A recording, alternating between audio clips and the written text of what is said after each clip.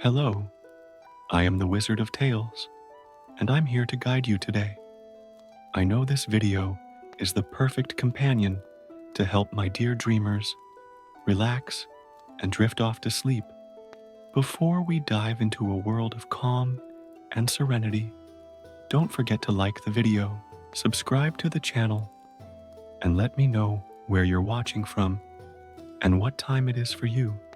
Now, get cozy, take a deep breath, and let the magic of stories embrace you. In a small village on the banks of a serene river lived an old miller with his 3 children. The man didn't have great wealth, but he had enough to support his family with dignity and teach his children important values. When old age finally took its toll, and the miller felt his time was coming to an end, he called his 3 sons to share his modest inheritance. To the eldest son, he left the mill, his main source of income and livelihood. To the middle son, he bequeathed his small flock of sheep and the donkey that helped with the heavy work. And for Lucas, the youngest, only a cat, remained an orange-haired feline that used to hunt mice in the mill. Young Lucas, who had always been kind and optimistic, tried to hide his disappointment at such a modest inheritance, but his heart was heavy with worries about how he would survive from then on. The morning after his father's funeral, as Lucas sat sadly on a tree stump near the mill, contemplating his uncertain future, something extraordinary happened. The cat, which until then had seemed like an ordinary feline, approached, and to the boy's complete astonishment, began to speak in a soft, articulate voice. "My young master, don't look so glum. If you get me a pair of boots and a burlap sack, I promise to turn your fortunes around in a way you never imagined possible." Lucas almost fell off the stump with shock. He rubbed his eyes several times, thinking he was dreaming, or that the sadness of his father's death was affecting his mind. But no, the cat was still there, sitting elegantly with its tail wrapped around its paws, looking at him with its golden eyes, full of intelligence.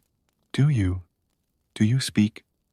stammered Lucas, still stunned by the discovery. "Of course," replied the cat, licking a paw with the utmost dignity. "And I can do a lot more than that if you trust me. So what do you say? Can you get the boots and the bag?" Lucas, who had nothing to lose, decided to bet his last coins on the boots the cat was asking for. Using the money he had saved from his occasional jobs in the village, he bought a nice pair of leather boots from the local cobbler and a sturdy burlap sack from the shopkeeper. The cat, who introduced himself as Felix, put on the boots with surprising elegance. It seemed as if they had been made especially for him, and his naturally haughty posture became even more noble. With his bag slung over his shoulder, he bowed gracefully to Lucas. "Now, my dear master, our great adventure will begin. But first I need you to trust me completely. There will be times when my actions may seem strange, or even dubious, but I ask you to keep your faith in me." Lucas, still fascinated by the surreal situation he found himself in, nodded in agreement. What else could he do? His older brother had already taken over the mill, and the middle one had left with the sheep for greener pastures. He was alone in the world, with only a talking cat for a companion. Felix began to explain his plan, and as he spoke, Luke's eyes grew wider and wider. It was a daring plan, bordering on the absurd, but there was something about the cat's confidence that made it seem possible. The feline talked about kings and princesses, about lands and titles of nobility, about a life of luxury and abundance. But that's crazy, protested Lucas when Felix had finished explaining his ideas. I'm just the youngest son of a miller. How can I pass myself off as a nobleman? Ah, my young master, purred Felix with a sly smile, you underestimate the power of presentation and persuasion. Leave that to me.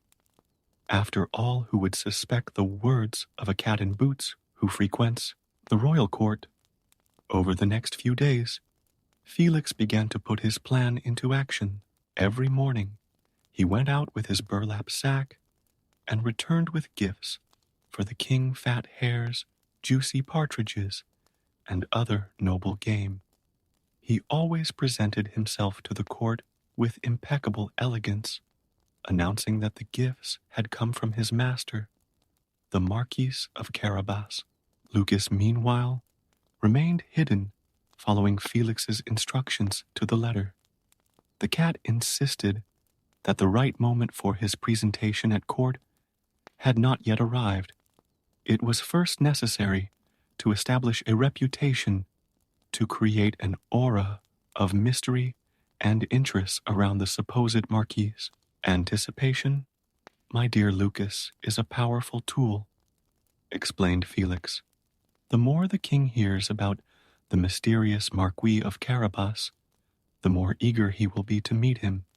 And so, while the cat worked behind the scenes, weaving his web of stories and preparing the ground for his grand plan, Lucas began to learn from his cunning companion.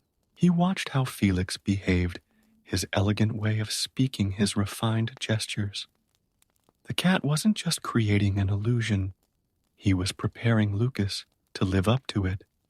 In the evenings, sitting by the small fireplace in the cottage where they lived, Felix would tell stories about the court, teaching Lucas the customs of the nobility, the correct ways to behave at table, how to bow, and how to address people from different walks of life.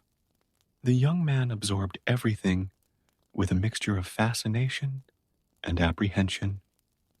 Remember, my boy, said Felix as they walked in the moonlight, planning the next steps in their audacious endeavor.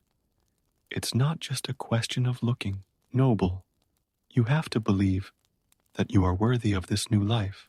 True nobility doesn't lie in titles or possessions, but in a person's character and actions. And so, between etiquette lessons and secret preparations, Lucas began to feel a transformation taking place inside him. It wasn't just the knowledge he was acquiring, but a new confidence that was beginning to sprout.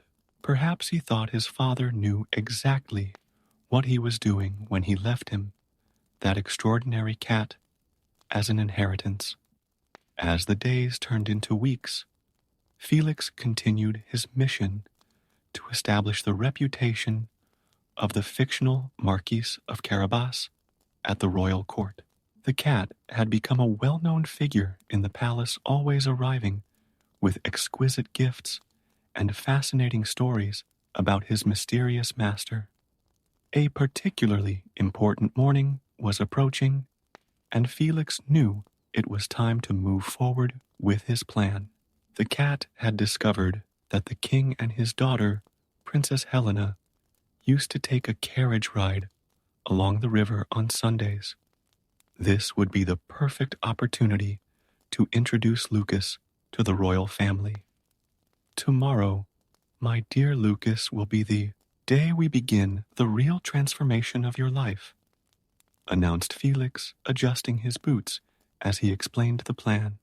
You will have to bathe in the river just as the royal carriage passes. I'll take care of everything else. Lucas, who had learned to trust his feline companion's cunning, agreed, although his stomach churned with nervousness.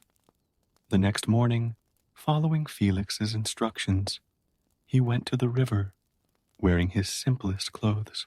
The cat, meanwhile, left early to prepare the ground. When the sound of horses' hooves and the wheels of the royal carriage began to approach, Felix came running, shouting in desperation, "Help! Help! The Marquis of Carabas is drowning." The king, immediately recognizing the cat that had brought him so many presents, ordered the carriage to stop. Princess Helena, a young woman of radiant beauty and kind heart, leaned out of the window with concern. The royal guards rushed to the river, where they found Lucas struggling in the water, just as Felix had instructed. After being rescued and brought to shore, Lucas was shivering with cold, but maintained the dignified posture he had practiced for weeks. Felix, playing his part, perfectly lamented, "What a terrible misfortune! Thieves have stolen my master's clothes while he was bathing. What a disgrace to appear before your majesties like this." The king, moved by compassion and intrigued to finally meet the famous Marquis of Carabas, ordered that one of his best suits be brought to the young man. Immediately, Lucas was dressed in clothes befitting a nobleman, and the more he talked to the king, the more he was impressed by his education and natural intelligence. Princess Helena couldn't keep her eyes off the young Marquis. There was something about his humility and natural charm that attracted her, something different from the presumptuous nobles she usually met at court. The king, noticing his daughter's interest and already quite taken with the supposed Marquis's personality, invited Lucas to accompany them on their tour. Felix, seeing that everything was going according to plan, ran ahead of the carriage. In every field they passed, he found peasants at work, and using his cunning instructed them, "When His Majesty asks who this land belongs to, say that it belongs to the Marquis of Carabas, or you'll all be turned into mincemeat." The peasants, frightened by the talking cat in boots, obeyed without question. So, every time the king asked about the cultivated land, the vast wheat fields, or the flocks of sheep, he received the same answer: "These lands belong to the Marquis of Carabas, your majesty." Lucas, inside the carriage, kept up a pleasant conversation with the king and princess, although his heart beat faster every time he heard his false title mentioned. Helena laughed at his heartfelt stories about life in the countryside, while the king was increasingly impressed by the apparent extent of his new friend's holdings. Felix kept running ahead, preparing for each new encounter, each new surprise. The cat knew that the crucial moment of his plan was approaching: the ogre's castle. This was the place he had chosen to be the supposed residence of the Marquis of Carabas. But first he had to deal with its true owner.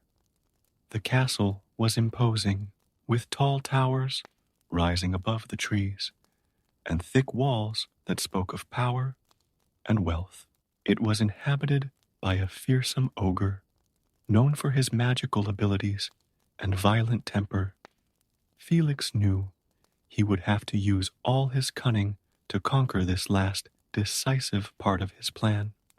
Approaching the castle gates, the cat adjusted his boots, checked that his appearance was impeccable, and prepared for the confrontation that would define his young master's future.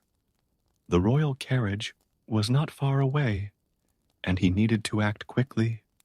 With determined steps, Felix crossed the castle courtyard, his mind already working out the right words to trick the ogre. The afternoon sun cast long shadows through the tall windows, and the cat could feel the weight of responsibility on his shoulders.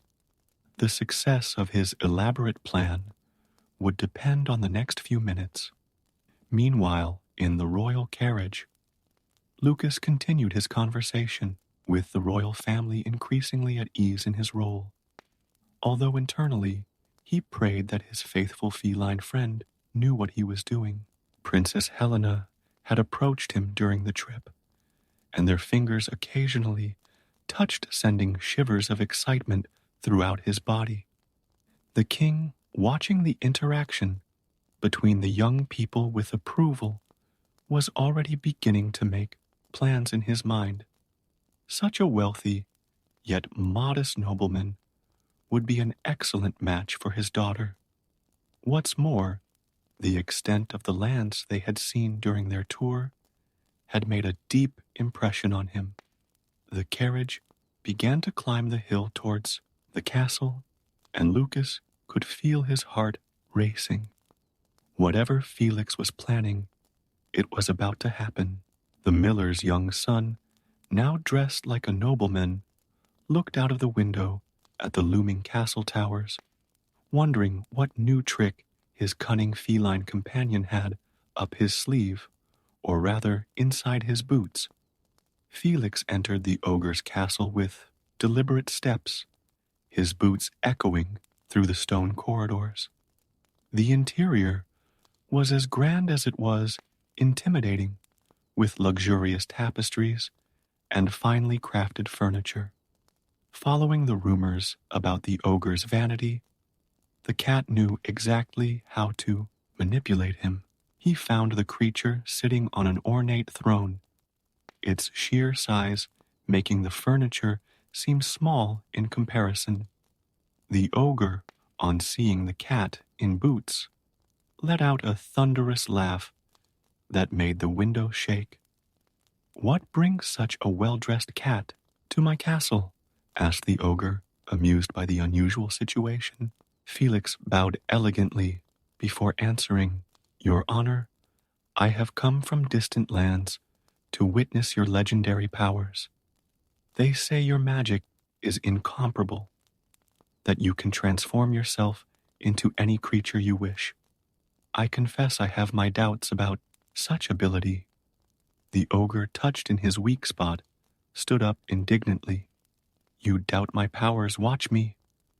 In an instant, he transformed into a majestic lion, roaring deafeningly. Felix, keeping his composure, merely arched an eyebrow. "Impressive, no doubt.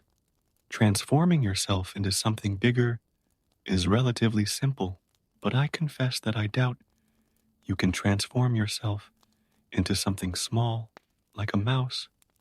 That would require real mastery." The ogre's wounded pride made him fall straight into the trap. "Ha, watch! Again, insolent cat." The next moment, where a ferocious lion once stood, a small gray mouse was now running. With the agility that only felines possess, Felix leapt on the mouse, catching it in his claws. In a matter of seconds, the problem of the castle's true owner was solved, and the cat ran to greet the approaching royal carriage. Lucas, still in the carriage, with the king, and Princess felt his heart leap when he saw Felix standing elegantly on the steps of the castle entrance. The cat flashed a broad smile and announced in his most pompous voice, "Welcome to the castle of the Marquis of Carabas." The king was amazed at the grandeur of the place. The gardens were meticulously tended with marble fountains and delicate sculptures. Princess Helena, for her part, couldn't contain her admiration for both the castle and the young marquise by her side. While servants previously instructed by Felix guided the group through the castle, Lucas tried to keep his composure, even though he was just as impressed as his royal guests. Each hall was more impressive than the last, with valuable paintings, exquisite furniture, and gold details everywhere. During the dinner served in the great hall, Lucas and Helena sat close together, exchanging glances and discreet smiles. The king, pleased with everything he saw, began to make insinuations about possible alliances between the families, causing the princess to blush and Lucas to swallow. Felix watched everything with satisfaction, moving silently among the guests, making sure that every detail was perfect. His plan was working better than he had hoped. However, he knew there was still one obstacle to overcome, keeping up the charade for as long as it took to consolidate Lucas's position. As the evening progressed, Princess Helena found a moment to be alone with Lucas on one of the castle's balconies. Under the starry sky, she approached him, her eyes shining with curiosity and something more. "There's something different about you, Marquise," she said softly. "Something that distinguishes you from all the nobles I've ever met." Lucas felt his heart racing, torn between the desire to be completely honest with her and the fear of losing everything they had achieved. "Maybe it's because I come from more humble origins than you think, Princess." Helena smiled, moving even closer. "That's exactly what attracts me to you. Your humility, your sincerity, even when you're clearly keeping secrets." At that moment, Lucas realized that he was truly in love with the princess, and the weight of the deception began to weigh on his conscience. Felix, who was watching the scene from afar, recognized the conflict on his young master's face and knew that he had to act quickly to ensure that the story had a happy ending. The cat began to work out the final phase of his plan, one that would turn the lie into truth in a way that no one could question. Meanwhile, Lucas and Helena continued their conversation at the bar, sharing dreams and hopes, creating a connection that went beyond titles and social positions. The king, watching the couple from afar, smiled with satisfaction. In his mind, he was already planning a grandiose royal wedding that would unite not only two young people in love, but also two supposedly great fortunes. Little did he know that the real treasure lay not in the lands or the castle, but in the genuine love that blossomed between his daughter and the miller's son. The full moon illuminated the castle as night fell, casting mysterious shadows across the corridors. Felix walked silently, his footsteps muffled by his leather boots, plotting and planning. The cat knew that the crucial moment was approaching, when all the lies would have to become truths, or all would be lost. The next morning, Felix knew he had to act quickly to solidify Lucas's position before any suspicions could arise. The cunning cat had spent the night searching through the castle archives and discovered something extraordinary. The ancient ogre had in fact usurped the castle from its true owners many years ago, and the original ownership documents still existed hidden away in a secret chamber. While Lucas and the royal family had breakfast in the garden, Felix worked tirelessly in the castle cellars, recovering old documents and organizing evidence. The cat knew he needed to transform his young master from an impostor into a legitimate nobleman, and the castle's history could provide that opportunity. Helena, sitting next to Lucas during breakfast, couldn't contain her smiles as she observed the simple and genuine way in which he marveled at the little things, like the taste of an exotic fruit or the song of the birds in the manicured gardens. The king, for his part, continued to be impressed by his future son-in-law's apparent modesty, interpreting every gesture of surprise as a display of refined humility. "My dear Marquis," said the king between sips of his tea, "I must confess that your way of managing your estates is admirable. Your fields are the most prosperous I've ever seen, and your servants seem truly happy." Lucas swallowed dryly, feeling the weight of the lie. But before he could reply, Felix appeared elegantly, carrying a set of ancient documents in his booted paws. "Forgive the intrusion, your majesties," purred the cat with his usual dignity, "but I have discovered something in the castle's old libraries that I believe to be of great historical interest." The king, curious by nature, asked to see the documents. Felix, with all the pomp that the situation demanded, began to unroll parchments yellowed by time. The documents revealed a fascinating story.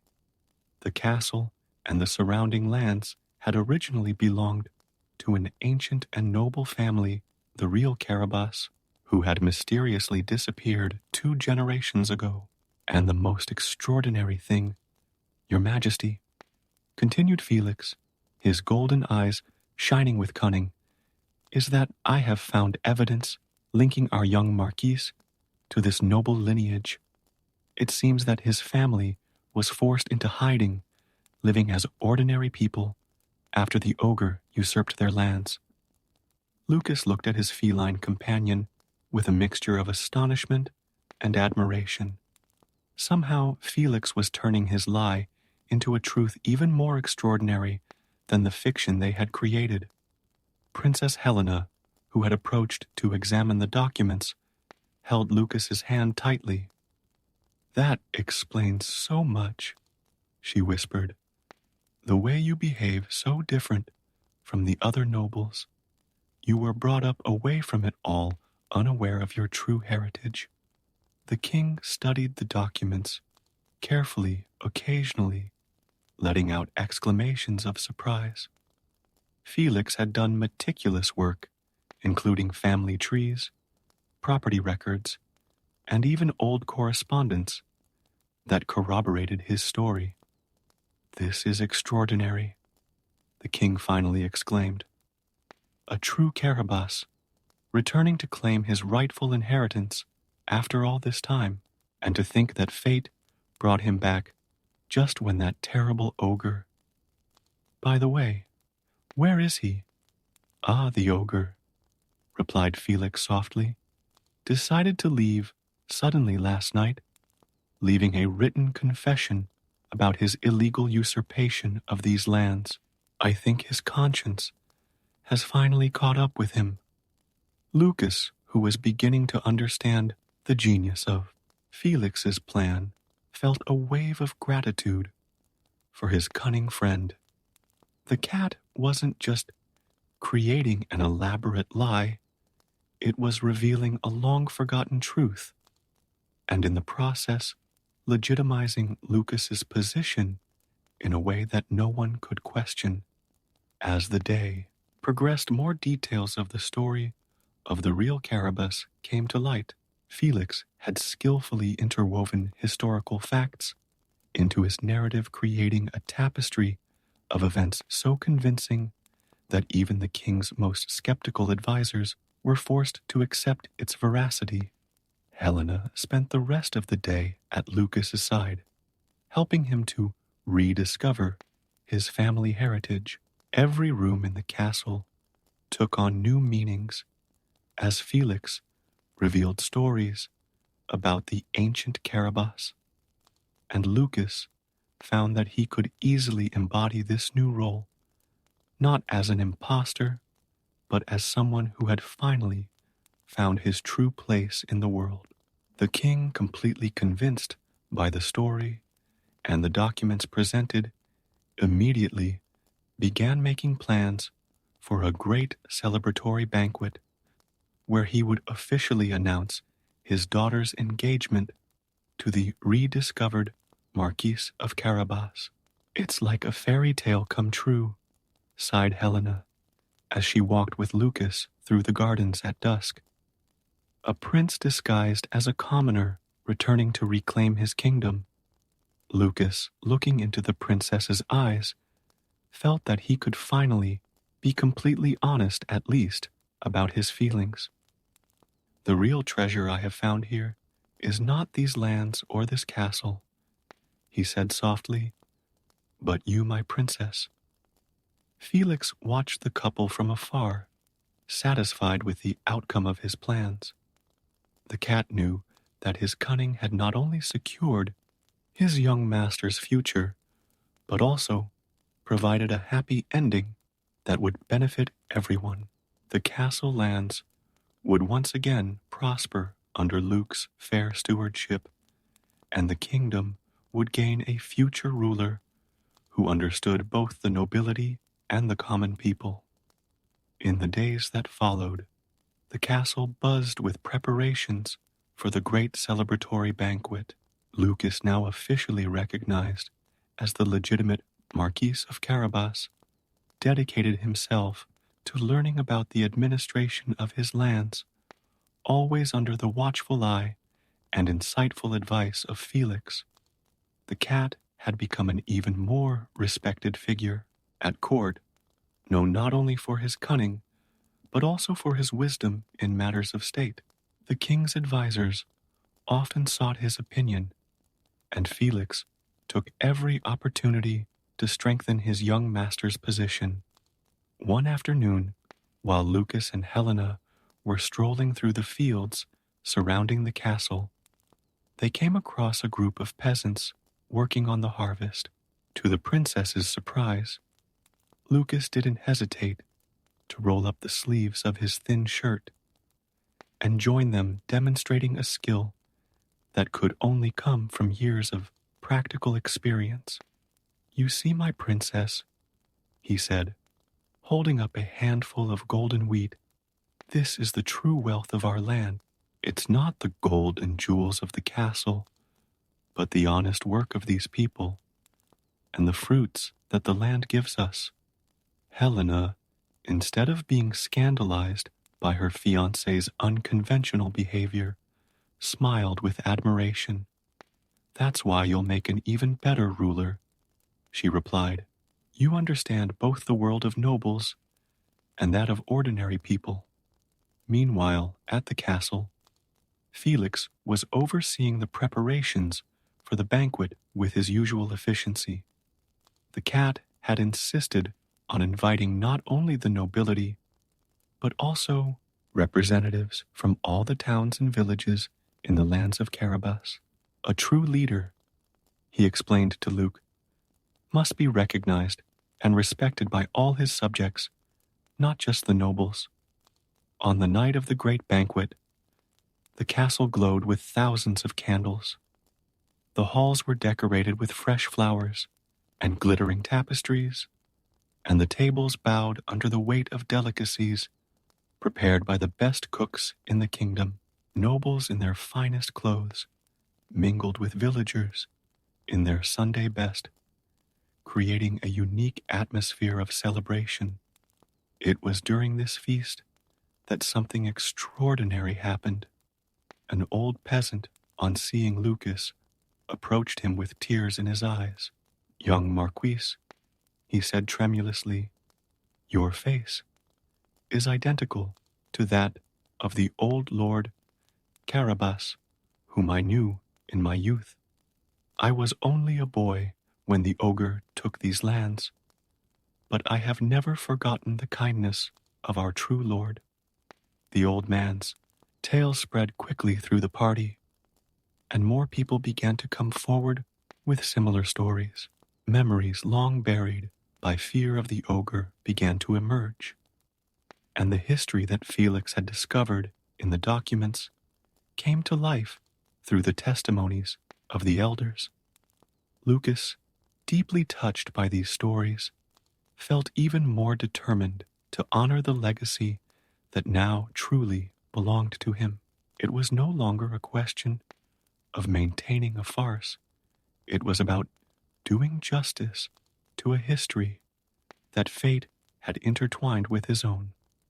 The king, observing all this, called Luke and Helen to the center of the hall.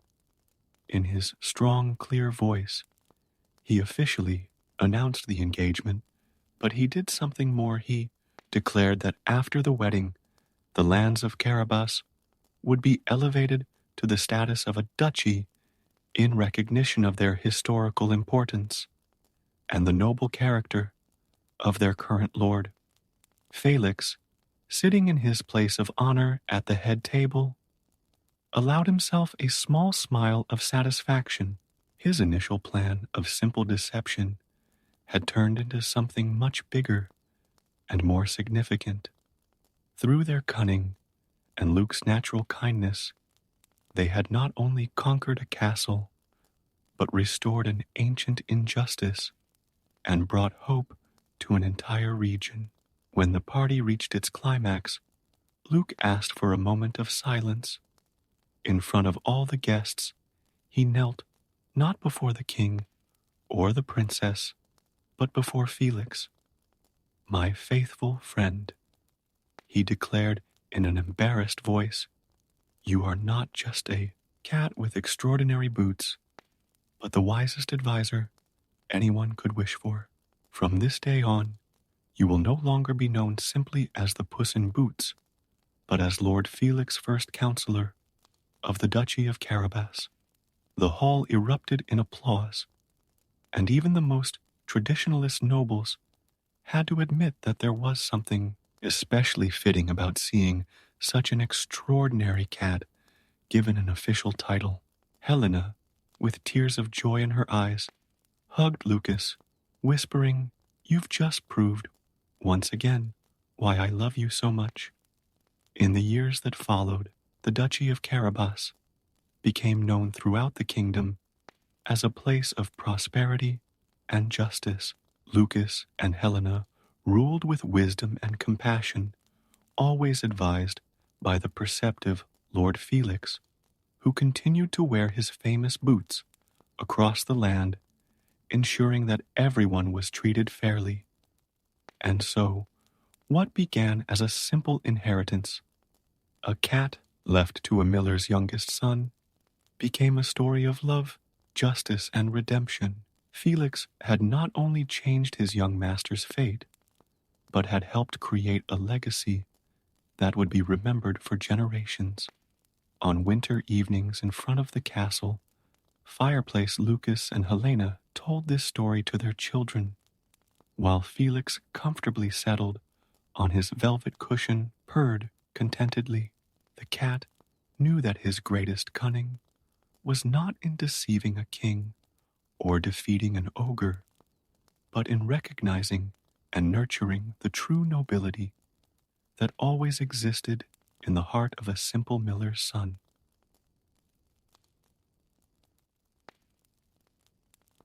In 19th century London, where the smoke from the chimneys danced against the gray sky, and the cobbled streets echoed with the sounds of carriages, the Darling family lived in a modest but cozy house.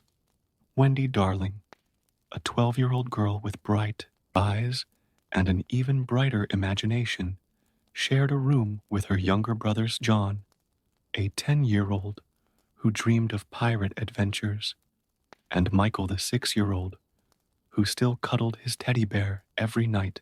Mrs. Darling was a loving mother who every night carefully stored her children's dreams in little imaginary drawers in their minds, while telling them stories before bed.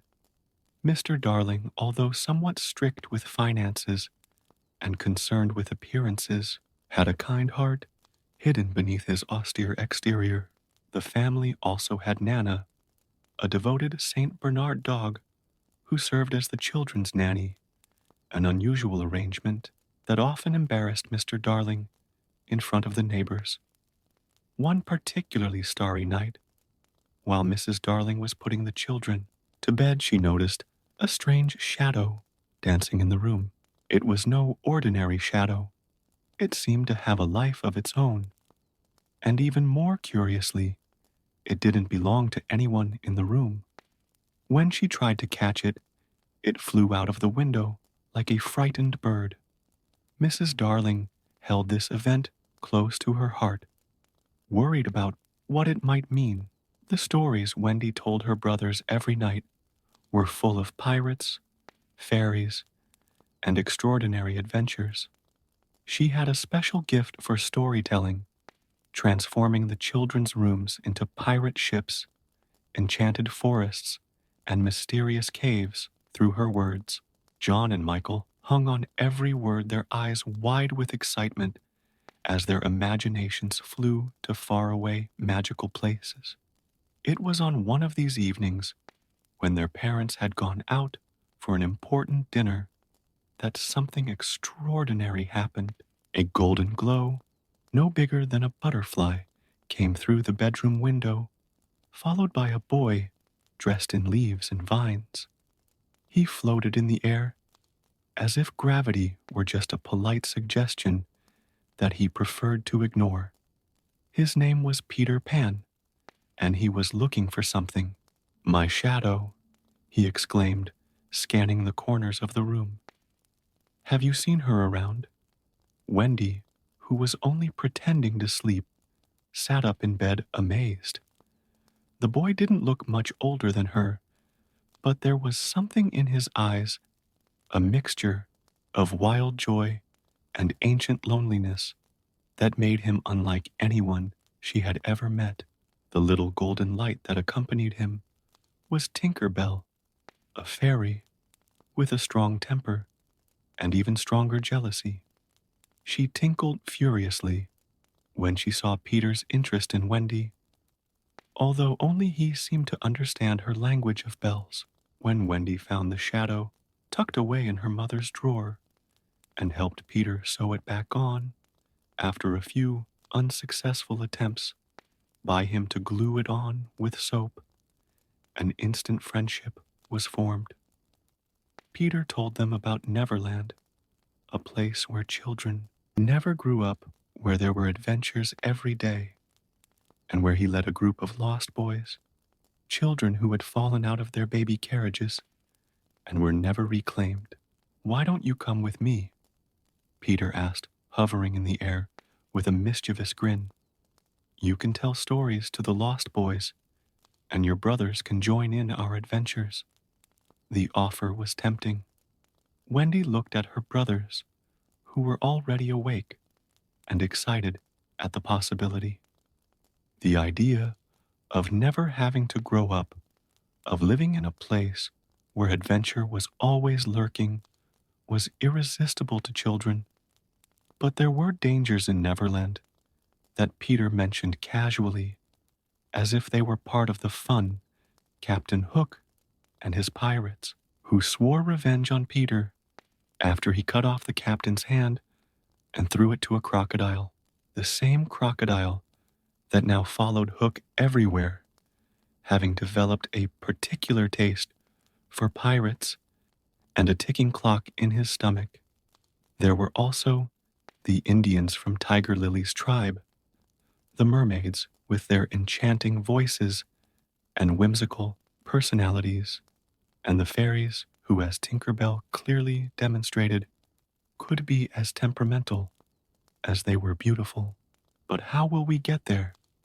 asked John, adjusting his glasses enthusiastically. "By flying, of course," replied Peter, as if it were the most natural thing in the world. "All it takes is a happy thought and a little fairy dust." Tinker Bell, still annoyed, was persuaded to share her magic dust with the children. Soon, Wendy, John, and Michael discovered that they could float first clumsily, banging against the ceiling, then more gracefully, as they learned to control their direction. The decision was made in a moment of pure childish magic and excitement. Worries about their parents growing up and the responsibilities of the adult world seemed distant and unimportant in the face of the promise of eternal adventure. As the children followed Peter out of the window, climbing higher and higher into London's night sky, they left behind not only their home, but also the ordered and predictable world of the Victorian era. Ahead of them was the second star on the right, shining like a beacon to Neverland, where time worked differently and adventure awaited around every corner. What they didn't know was that this impulsive decision would lead them to discoveries about themselves, the value of family, and the true meaning of growing up lessons none of them expected to learn when they left the comfort of their rooms that starry night. The journey to Neverland was an experience the darling children would never forget. Flying above the clouds, following Peter Pan through the starry sky, they discovered a completely new world. The air became thinner and shinier as they approached the second star on the right, and a magical sensation overtook their bodies. Michael clutched his teddy bear tightly as he flew occasionally, letting out squeals of delight as he plunged through the soft clouds. John maintained a posture that tried to look serious, like an explorer on an important expedition, but his eyes sparkled with excitement at each new discovery. Wendy, for her part, watched Peter with fascination, noticing how he seemed perfectly at ease in the air, as if he had been born to fly. Tinker Bell continued to show her displeasure, flying ahead of the group and occasionally casting annoyed glances at Wendy. Her golden glow flashed more brightly when Peter approached her to help her with some stronger air currents. "It's just over there," announced Peter, pointing to a bright spot on the horizon. As they got closer, Neverland began to take shape before their amazed eyes. It was an island that seemed to have been plucked straight out of children's most fantastic dreams. Snow-capped mountains on one side, golden beaches on the other, a dense rainforest in the center, and a crystal-clear lagoon where mermaids swam lazily. Anchored in a cove was Captain Hook's imposing pirate ship, the Jolly Roger, its black sails fluttering ominously in the wind. In the forest, smoke rose in spirals from the teepee of the indigenous tribe, and small points of light indicated where the fairies lived among the trees. Peter led the children to their secret hiding place, a hollow tree that served as the entrance to the Lost Boys' underground house. Before entering, however, they had to quickly hide behind some rocks. A group of pirates were patrolling the area. "That's Mr. Smee," whispered Peter, pointing to a short, pudgy pirate with round glasses. "He's Captain Hook's first mate. He's not very bright, but he's loyal to the captain." The pirates went on muttering about looking for Peter Pan and his new shadow, not realizing that the object of their search was only a few meters away, holding back their laughter, along with their new friends. When the way was clear, Peter led them to the secret entrance. Each child went down a different natural slide, landing on soft cushions made of leaves and feathers. Inside the hideout, 6 boys of varying ages, all dressed in animal skins and makeshift clothes, welcomed the visitors with a mixture of curiosity and enthusiasm. "Lost Boys meet Wendy, John, and Michael," announced Peter proudly. "Wendy will be our new mother, and she'll tell us stories every night." The Lost Boys, Lightly Toodles, Nibs Curly, and the twins immediately surrounded Wendy with requests for stories and questions about what it was like to have a real mother. John was quickly embroiled in a discussion about pirate combat tactics, while Michael found a cozy corner to sit with his teddy bear, watching everything with wide eyes. The underground house was an extraordinary place, decorated with treasures found all over the island, colorful mermaid shells, exotic feathers from birds never seen before, hand-drawn maps showing secret hiding places and even some jewels borrowed from the pirates. Wendy, naturally taking on the maternal role that Peter had assigned her, began to organize things. She noticed that the boys needed a bath, their clothes needed mending, and the place needed a good clean. But before she could begin any of these tasks, a distant sound caught everyone's attention. Tick, tick. The Lost Boys were instantly on alert. "It's the crocodile," explained Nibs in an excited whisper. "It must be chasing Captain Hook again." Peter flew to one of the secret windows of the hideout and confirmed it. The fearsome Captain Hook was running along the beach, his red coat fluttering in the wind, while the huge crocodile chased him with a hungry expression. The sound of the clock in his stomach echoed around the island, serving as a constant warning to the captain. "Why don't we take advantage of him being distracted to explore the ship?" suggested Peter with a mischievous grin. The idea was met with shouts of approval from the Lost Boys and a worried look from Wendy. "Isn't it dangerous?" she asked, thinking of her younger brothers. "Everything's an adventure in Neverland," replied Peter, already floating towards the exit. "Besides, you still have a lot of fairy dust on you. If anything goes wrong, you can just fly away." And so, before Wendy could protest further, the whole group was on their way to the Jolly Roger, flying low over the waters of the Mermaid Lagoon. The aquatic creatures raised their heads to watch them pass, their colorful hair glistening in the sun, but there was something about their smiles that made Wendy shudder. They didn't look entirely friendly. As they approached the pirate ship, the sun began to set on Neverland, painting the sky with impossible colors and casting long shadows over the water. The adventure that awaited them was only the beginning of a series of events that would test not only their courage, but also the bonds they were beginning to form in this magical place, where time stood still and children never had to grow up, or so they thought. As they approached the Jolly Roger, Peter signaled for everyone to remain silent. The pirate ship was even more impressive up close, with its black sails and elaborate carvings in the dark wood. Most of the crew had left in search of the captain, leaving only a few sleepy pirates standing guard on deck. Peter, an expert at mischief, led the group to Captain Hook's cabin.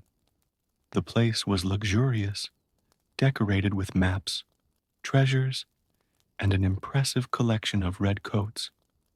In the center was a table with a detailed map of Neverland, marked with mysterious X's and annotations in the captain's elaborate handwriting.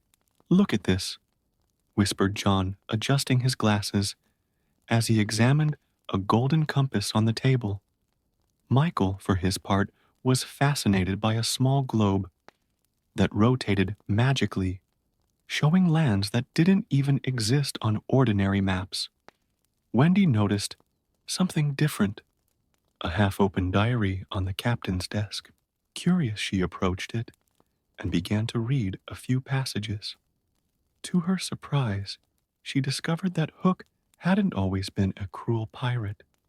Years ago, he had been a respected explorer, transformed by bitterness after his fateful encounter with Peter Pan. Meanwhile, the Lost Boys rummaged through drawers and chests, finding all kinds of treasure. Tinker Bell flew around her golden light, illuminating dark corners of the cabin, although she still cast suspicious glances at Wendy. Suddenly, they heard voices approaching. "The captain's coming back," warned Curly, one of the Lost Boys, his eyes wide with fear. "Quick hide," ordered Peter, as the children looked for places to hide. Wendy, John, and Michael hid behind a heavy curtain, while the Lost Boys squeezed inside an empty trunk. Peter floated up to the ceiling, blending into the shadows, and Tinker Bell hid inside a lantern. Captain Hook entered his cabin, panting and irritated after yet another crocodile chase. His long black hair was disheveled, and his metal hook glinted menacingly in the light of the lanterns. Mr. Smee followed him closely, trying to calm him down. "That damned reptile!" shouted Hook, throwing his hat on the table. "And all because of that pestilent Peter Pan. Oh, if I could only get my hand on him." "Calm down, Captain," tried Smee, pouring himself a cup of tea. "You need some rest, sir. How about some music on your harpsichord?" Hook sat down heavily in his chair, but something caught his eye. "Smee," he said slowly, "did you go through my things?" Wendy's heart raced. The compass that John had examined was out of place, and some drawers weren't completely closed.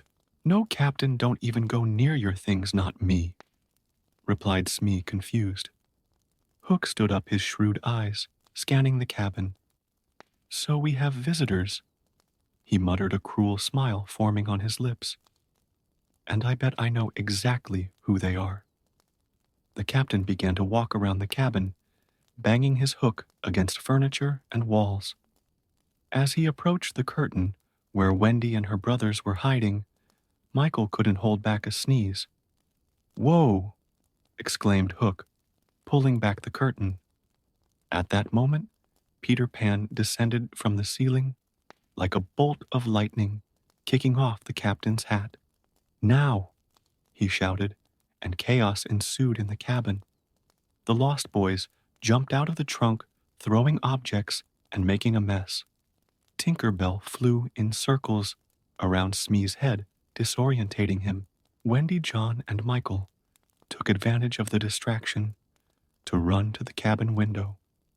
"Happy thought," reminded Peter, as he threw more fairy dust at them. The children began to float away, escaping through the window one by one.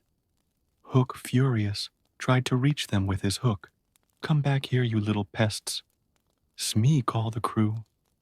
Peter was the last to leave, but not without one last taunt. He took the captain's favorite hat and placed it on his own head, bowing mockingly. "See you later, old man," he laughed, flying out of the window. The escape was exciting, with the children flying in zigzags to dodge the shots of the pirates who had climbed onto the deck. The cannonballs exploded in the water around them, creating big splashes that got them wet, but nobody cared. They were all laughing at the adventure. When they finally reached their hiding place, they fell to the ground laughing and panting. John was still, holding the compass he had borrowed from the captain, and Michael was hugging his teddy bear that had almost been left behind in the confusion. "That was incredible," exclaimed Nibs, jumping up and down with excitement. Wendy, although she also found the adventure exciting, couldn't stop thinking about the captain's diary. There was more to Hook than met the eye, and she wondered if Peter knew the whole story. Night fell in Neverland, and the children gathered around a makeshift fire inside the hideout. Wendy began to tell stories, but this time she included one about a man who had lost his way and turned into something he had never planned to be. Peter watched from his special chair, made of intertwined branches, but his gaze was distant, as if he too was lost in thought about the past, or perhaps about the future he refused to have. The sound of the crocodile's clock echoed in the distance, mingling with the singing of mermaids and the tinkling of fairies, creating the nocturnal symphony characteristic of Neverland. As the children began to fall asleep, no one noticed a shadowy figure watching the hideout from afar through a telescope. Captain Hook had found his hideout, and a plan was beginning to form in his vengeful mind. The next morning, the hideout was bustling with preparations for a big treasure hunt that Peter had planned. He had discovered an old map in one of Captain Hook's trunks during his raid on the ship and was eager to share the adventure with everyone. Wendy was organizing provisions for the journey, preparing small parcels with fruit and bread that the Lost Boys had borrowed from the Indian village. John studied the compass stolen from the pirate ship, determined to be the expedition's official navigator, while Michael helped the twins tie ropes and prepare makeshift backpacks with large sheets of paper. The treasure is hidden beyond Skull Rock, explained Peter, pointing to the worn map. We'll have to pass through Mermaid Lagoon and cross Indian territory. Tinker Bell hovered over the map, her golden glow revealing secret markings that could only be seen with fairy light. She still maintained her protective attitude towards Peter, but had begun to tolerate Wendy's presence a little more, especially after the girl had sewn a little petal dress for her. The group set off at sunrise, with Peter leading the way through the air. The children alternated between flying and walking, saving the remaining fairy dust on their clothes. The first stop would be the Mermaid Lagoon, where they would need to get a special pearl, which, according to the map, was necessary to open the treasure chest. As they approached the lagoon, the group hid behind some rocks to watch the mermaids. They were beautiful creatures, but Wendy had already realized that their beauty hid a dangerous nature. The mermaids played with each other, combing their long, colorful hair with combs made of coral and singing mesmerizing melodies. I'm going, whispered Wendy, surprising everyone. They're more hostile towards boys, but maybe I can negotiate with them. Peter hesitated, but nodded, respecting Wendy's courage. She approached the water's edge, and the mermaids immediately noticed her. One of them, with aqua green hair and a crown of shells, swam closer. An earth girl, said the mermaid, her voice melodious, but with a tone of disdain. What do you want in our domain? Wendy explained about the pearl, and to her surprise, the mermaids laughed. Ah, yes, the magic pearl, said the crowned mermaid. We can give it to you, but it comes at a price. We want to hear a story we've never heard before. Wendy smiled, for storytelling was her specialty. She began to tell a tale about a young mermaid who fell in love with a human prince, a story she had read at home before coming to Neverland. The mermaids were completely fascinated, having never heard a story about one of their kind. Enchanted by the narrative, they gave Wendy the pearl, a luminescent jewel that seemed to contain moonlight itself inside. With the first part of their mission accomplished, the group headed towards the Indians' territory. On the way, however, they began to notice strange signs, unnaturally broken branches, footprints that didn't belong to the island's animals, and an unsettling silence in the forest. Peter, his senses sharpened by life in Neverland, realized that something was wrong. It's a trap, he whispered, signaling for everyone to stop. Hook followed us here. He had barely finished speaking when nets fell over them, and pirates sprang up on all sides. Captain Hook emerged from the shadows, his hook glinting menacingly. Well, well, well, he smiled mischievously. Looks like my little plan worked perfectly. Did you really believe that map had been stolen? I let you find it? The children struggled in their hammocks, while Tinker Bell flew around, frantically trying to find a way to help. Peter managed to free himself with his dagger, but before he could help the others, he had to fend off Hook's attacks. This time, Pan, there's no escape, shouted the captain, engaging Peter in a sword duel. Wendy, remaining calm, realized that she still had the mermaid pearl in her pocket. Remembering the stories her mother used to tell her about magical objects, she squeezed the pearl tightly and made a wish. To everyone's amazement, the pearl began to shine brightly, and its glow attracted the attention of the nearby mermaids. The aquatic creatures, feeling connected to their magical pearl, emerged from the lagoon and began to sing. Their music was different now, not to attract, but to confuse and disorient the pirates. The sailors, affected by the melody, began to stagger and drop their weapons, giving the children a chance to free themselves from the nets. Even Captain Hook seemed momentarily stunned, allowing Peter to gain the upper hand in the duel. Now, shouted Peter, and all those who still had enough fairy dust took off. Those who couldn't fly were carried by the others, forming a curious aerial chain that moved quickly away from danger. Hook, recovering from the effect of the siren's music, shouted orders to his disoriented crew, but it was too late. The group was far enough away, although they could hear the captain's furious shouts echoing across the island. They landed in a safe clearing, all panting, but laughing at the adventure and danger they had just escaped. Wendy held the pearl with even more affection, now realizing that its magic was more powerful than they had imagined. "You were amazing," Peter exclaimed to Wendy, with a genuine admiration that made Tinker Bell tinkle with renewed jealousy. But the adventure wasn't over yet.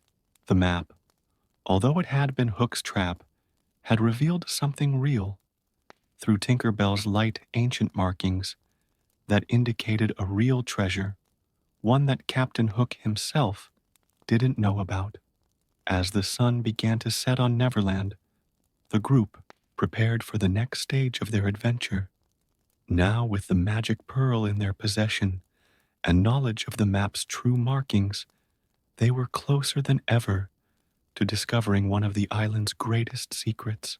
With the secret map markings revealed by Tinker Bell's light, the group headed towards the snowy mountains of Neverland. The real treasure, according to ancient inscriptions, was hidden in a cave near the highest peak. Peter led the way occasionally, stopping to help the others climb more difficult sections. "It's colder up here," observed Michael, hugging his teddy bear tighter. Wendy, ever attentive, improvised scarves with large soft leaves they had brought from the forest. As they climbed, the tropical vegetation gave way to rocks covered in snow and ice. The magical pearl in Wendy's possession emitted a soft glow that seemed more intense as they neared the top, as if responding to the proximity of something equally magical. John, consulting the stolen compass, noticed something strange. "The needle is spinning nonstop," he said, frowning, as if there was some kind of powerful magnetic force nearby. The Lost Boys, who would normally be the first to complain after a long walk, were unusually quiet and determined.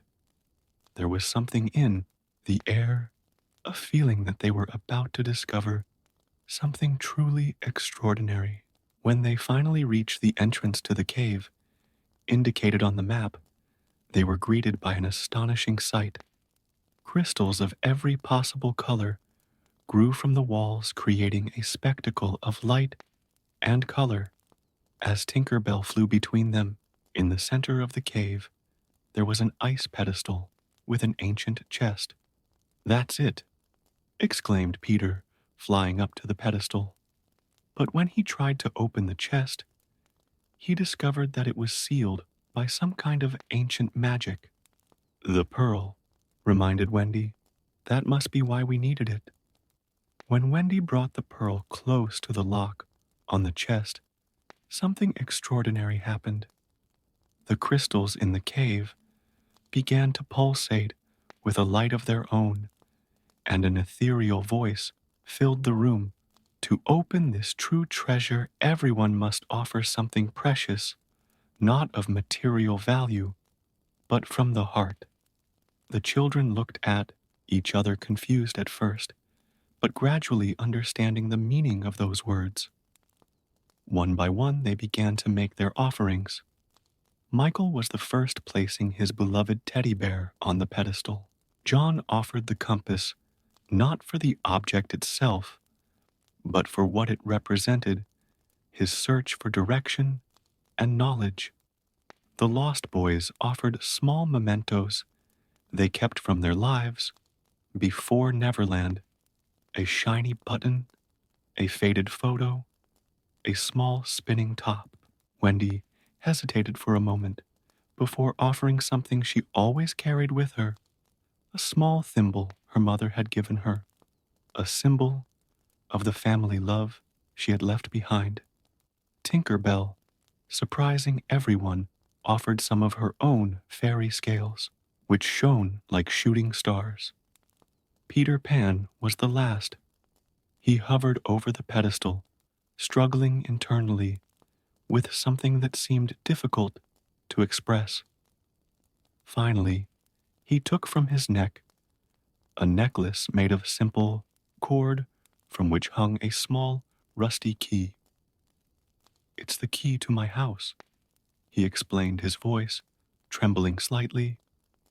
"The house I left so long ago, when I decided never to grow up." When the last offering was made, the whole cave began to glow, and the chest slowly opened. Inside, there was no gold or jewels, but something much more valuable: memories. Memories crystallized in the form of light, showing precious moments in the lives of each one of them. They saw their families, their homes, moments of joy and even sadness that they had forgotten or chosen to ignore. For the Lost Boys, it was the first time in years that they could clearly remember where they came from. For Wendy, John, and Michael, it was a painful but necessary reminder of the love they had left behind. Peter watched everything with an expression that mixed fascination and fear. For the first time, he could clearly see his own memories: a mother waiting with the window open night after night, waiting for the return of the son who had chosen to fly away. It was at that moment that a familiar sound broke the spell of the moment: the clang of swords and pirate shouts echoing across the mountain. Captain Hook had followed in their footsteps in the snow. "He never gives up," sighed Nibs, preparing for another fight. But something had changed. The memories they had witnessed brought new understanding, especially for Wendy. She remembered Hook's diary, the words that revealed a lost man, not unlike the children who refused to grow up. "Wait," she said, holding Peter's arm as he drew his dagger. Maybe there's another way." When Hook and his men burst into the cave, they found not a group in battle position, but children standing around a chest of lights. Wendy stepped forward, holding the mermaid pearl. "Captain," she called, "there's something you need to see." The light of memories enveloped Hook, showing him not only his past as a respected explorer, but also the exact moment when he let bitterness transform his heart.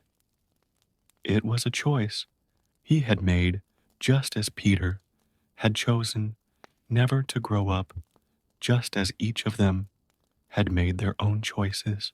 Neverland, they finally understood, was not just a place to escape from growing up, but a place to understand that growing up didn't mean losing magic. It meant learning to carry it in a new way. The last lights of the day penetrated the cave, entrance painting everyone in golden hues. At that moment, suspended between childhood and what was to come, each of them faced a choice to remain forever in the shadows of what they had been, or to take a step towards what they could become.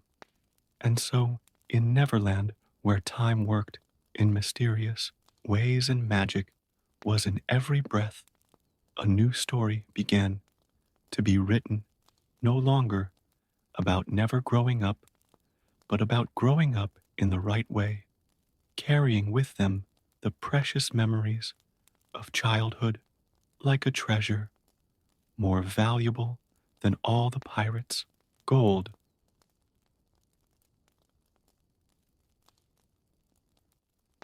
The kingdom of Aurora has always been known for its golden mornings and endless fields of wildflowers.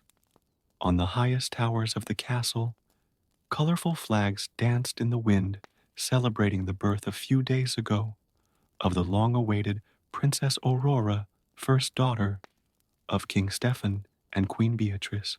After years of waiting and praying to the heavens, the kingdom finally had its heiress. The castle's great hall had been elaborately decorated for the little princess's presentation. Silk tapestries in the colors of the kingdom, blue and gold, hung from the stone walls, while hundreds of scented candles illuminated the room with their soft light. The servants were running around, adjusting the last details of the tables, full of delicacies, and making sure everything was perfect for the arrival of the 12 fairy godmothers. Queen Beatrice, still recovering from childbirth, smoothed her golden hair in front of the mirror while watching the crystal cradle where her daughter slept serenely. King Stefan, a gentleman with a neatly trimmed beard, approached silently and placed his hands on his wife's shoulders. "She's perfect, isn't she?" whispered Beatrice, with tears of happiness in her eyes. "As perfect as her mother," replied Stefan, gently kissing the queen's forehead. The 12 fairies began to arrive one by one, each one more dazzling than the last. Their wings sparkled like diamonds under the candlelight, and their dresses seemed to be woven from the moonlight itself. The first to arrive was Primavera, with her pink hair and a dress adorned with tiny flowers. Next came Melodia, whose steps were so light that she seemed to float over the marble floor. Each fairy brought with them a special gift for the princess, stored in small crystal jars that emitted a soft, mysterious glow. The guests began to take their places at the long tables in the hall, while musicians played their harps and flutes, creating a magical and solemn atmosphere. The blessing ceremony was about to begin when an unexpected icy wind blew out all the candles in the hall. The large oak doors opened with a bang, revealing a tall, dark figure. It was Maleficent, the 13th fairy, who had not been invited to the celebration. Her green eyes glowed with a frightening intensity, and her black dress seemed to be made of her own shadows. A deathly silence overtook the hall as she advanced towards the royal cradle, her staff tapping rhythmically against the floor. "What a lovely party!" Her voice echoed through the hall, laden with irony. "I imagine my invitation got lost somewhere along the way." King Stefan stood up, trying to keep his composure. "Maleficent, we didn't think you'd—" "That I what?" She interrupted, her cruel smile revealing perfectly white teeth. "That I'd like to take part, that I might also have something to offer your precious princess." Queen Beatrice instinctively placed herself between the fairy and her daughter's cradle, but Maleficent pushed her away with a simple hand gesture. The other fairies looked at each other tense, knowing that they couldn't directly interfere in the actions of one of their sisters. Since I'm here, continued Maleficent, leaning over the cradle, I'll also give Princess Aurora my present. Her staff began to glow with a greenish, sinister light. On the day of her 15th birthday, the princess will stick her finger in a spinning wheel and die. The hall erupted in screams of horror as Maleficent laughed, her laughter echoing off the castle walls. Little Aurora began to cry, as if she understood the gravity of the curse she had just received. It was then that Luce, the youngest of the good fairies, and the only one who hadn't yet offered her gift, came forward. Her silver hair reflected the moonlight coming through the tall windows, and her expression was one of determination. I can't completely undo Maleficent's curse, she declared, her voice clear and firm, but I can change it. When Aurora sticks her finger in, instead of death, she will fall into a deep sleep, and from this sleep, she will only awaken with the kiss of true love. Maleficent watched the intervention with a mocking smile on her lips. As you wish, she said, spinning on her heels. Fate is sealed. And with that, she disappeared in a cloud of green smoke, leaving behind only the echo of her cruel laughter. King Stefan, determined to protect his daughter, immediately ordered all the spinning wheels in the kingdom to be burned. Guards were sent to every village, every house, every barn, collecting and destroying any instrument that might pose a threat to the princess. The 11 remaining fairies gathered around the cradle, each offering their unique gifts: beauty, grace, music, wisdom, kindness, and other attributes that would make Aurora an extraordinary princess. But even with all these blessings, the shadow of Maleficent's curse hung over the castle like a dark cloud on a summer's day. Queen Beatrice, still trembling, held her daughter in her arms, silently promising that she would do everything in her power to protect her. King Stefan, for his part, immediately began planning ever stricter security measures, determined to prevent the prophecy from being fulfilled. And so, as the night wore on and the guests retired in silence, the fate of little Princess Aurora began to unfold, woven by the invisible threads of magic, love, and fear, in a pattern that not even the fairies could fully predict. The years following the celebration of Aurora's birth were marked by drastic changes in the kingdom. King Stefan, consumed by concern for his daughter's safety, transformed the once cheerful castle into a fortress of rules and restrictions.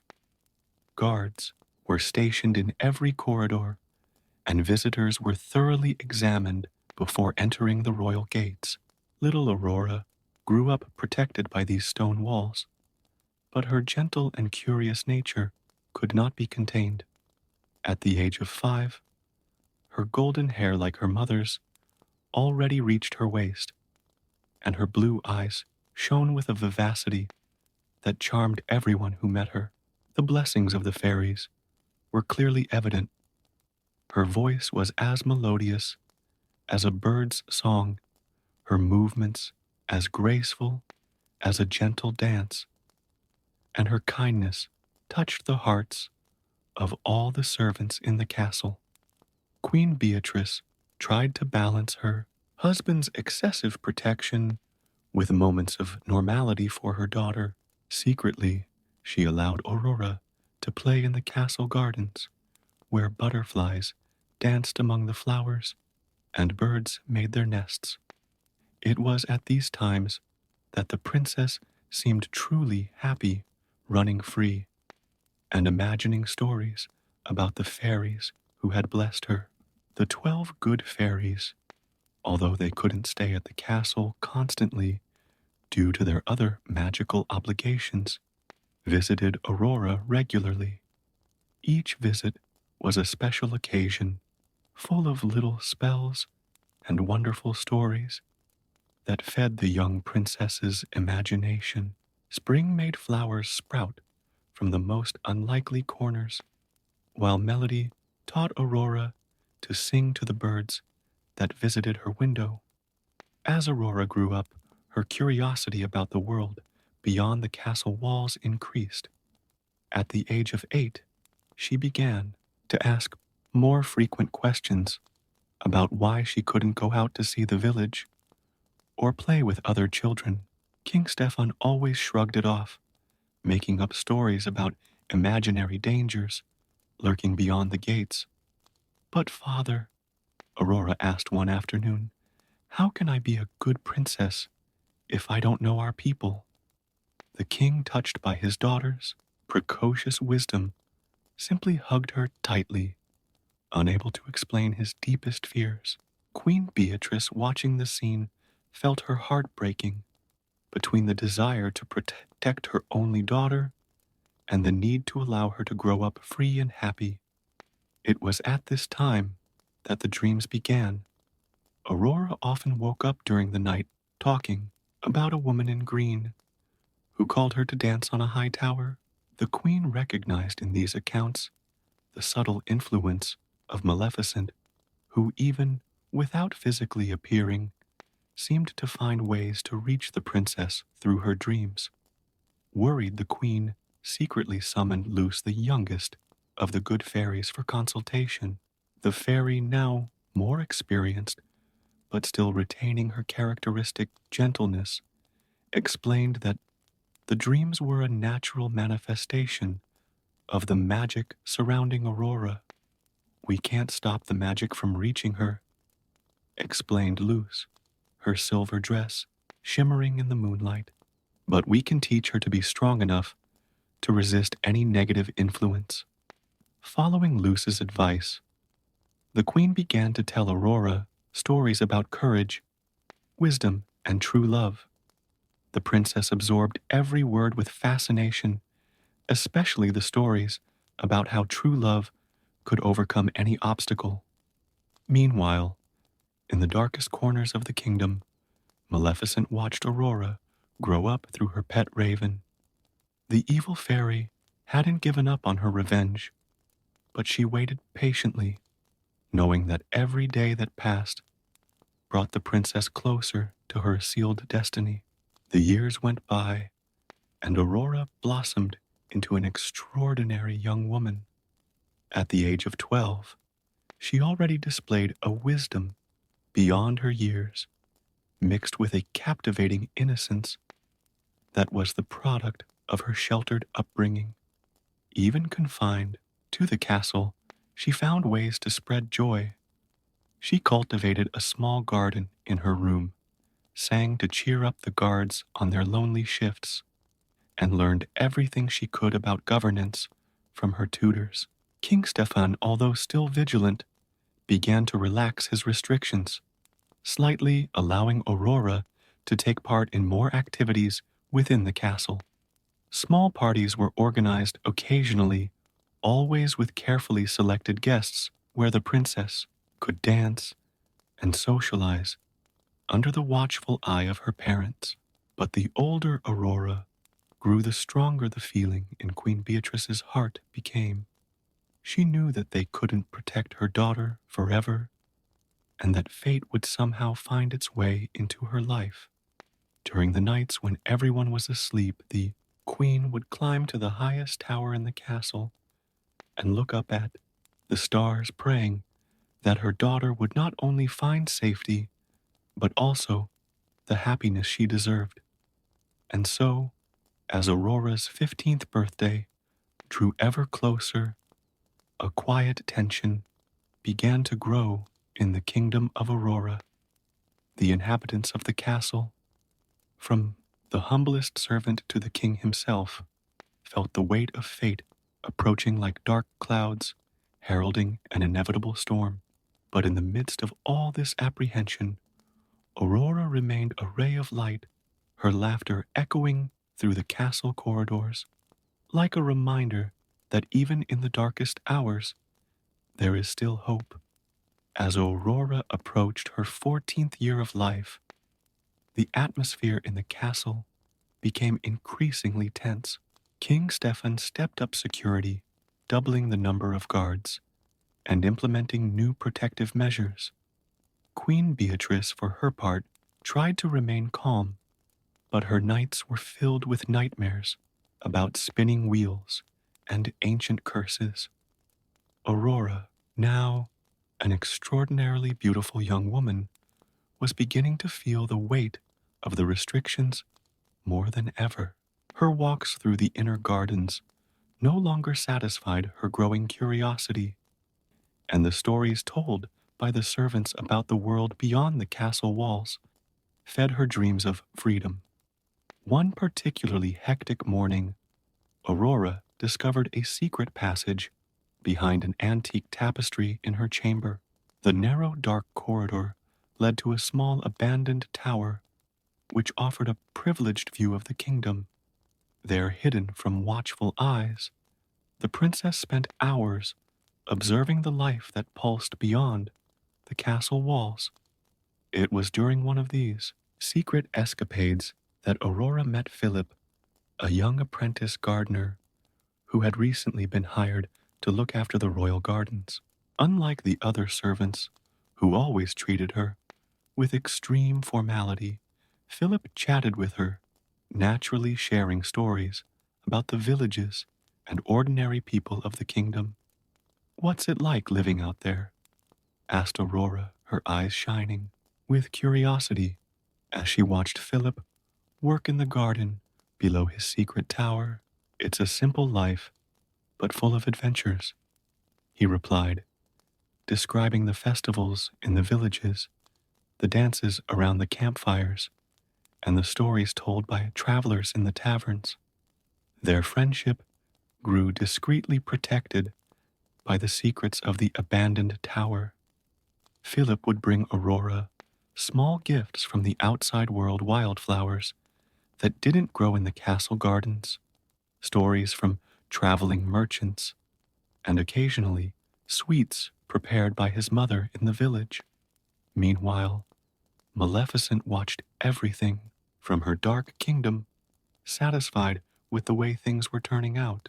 Her Raven Diablo brought her daily reports on the castle's activities, and the evil fairy realized that Aurora's growing restlessness could be the key to bringing her curse to fruition. The 12 good fairies also noticed the changes in Aurora. During their visits, they noticed how the young princess was becoming more pensive and distant, her eyes often lost on the horizon. Luce, in particular, sensed that something important was about to happen. "We must be even more vigilant," she warned, during a secret meeting with her fairy sisters. "Aurora is entering a crucial phase of her life, and Maleficent will surely try to use this to her advantage."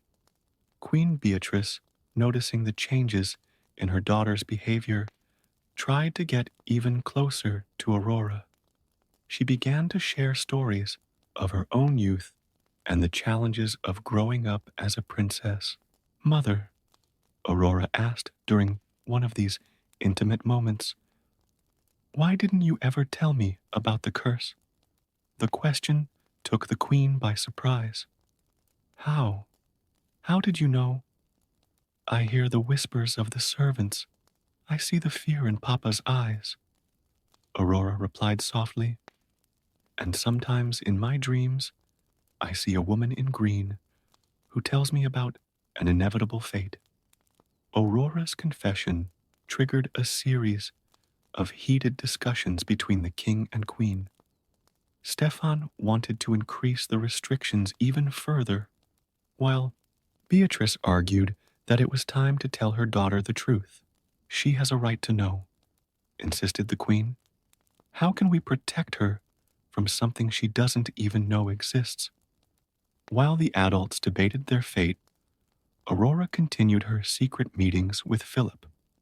Their friendship was beginning to develop into something deeper, although neither dared to admit it.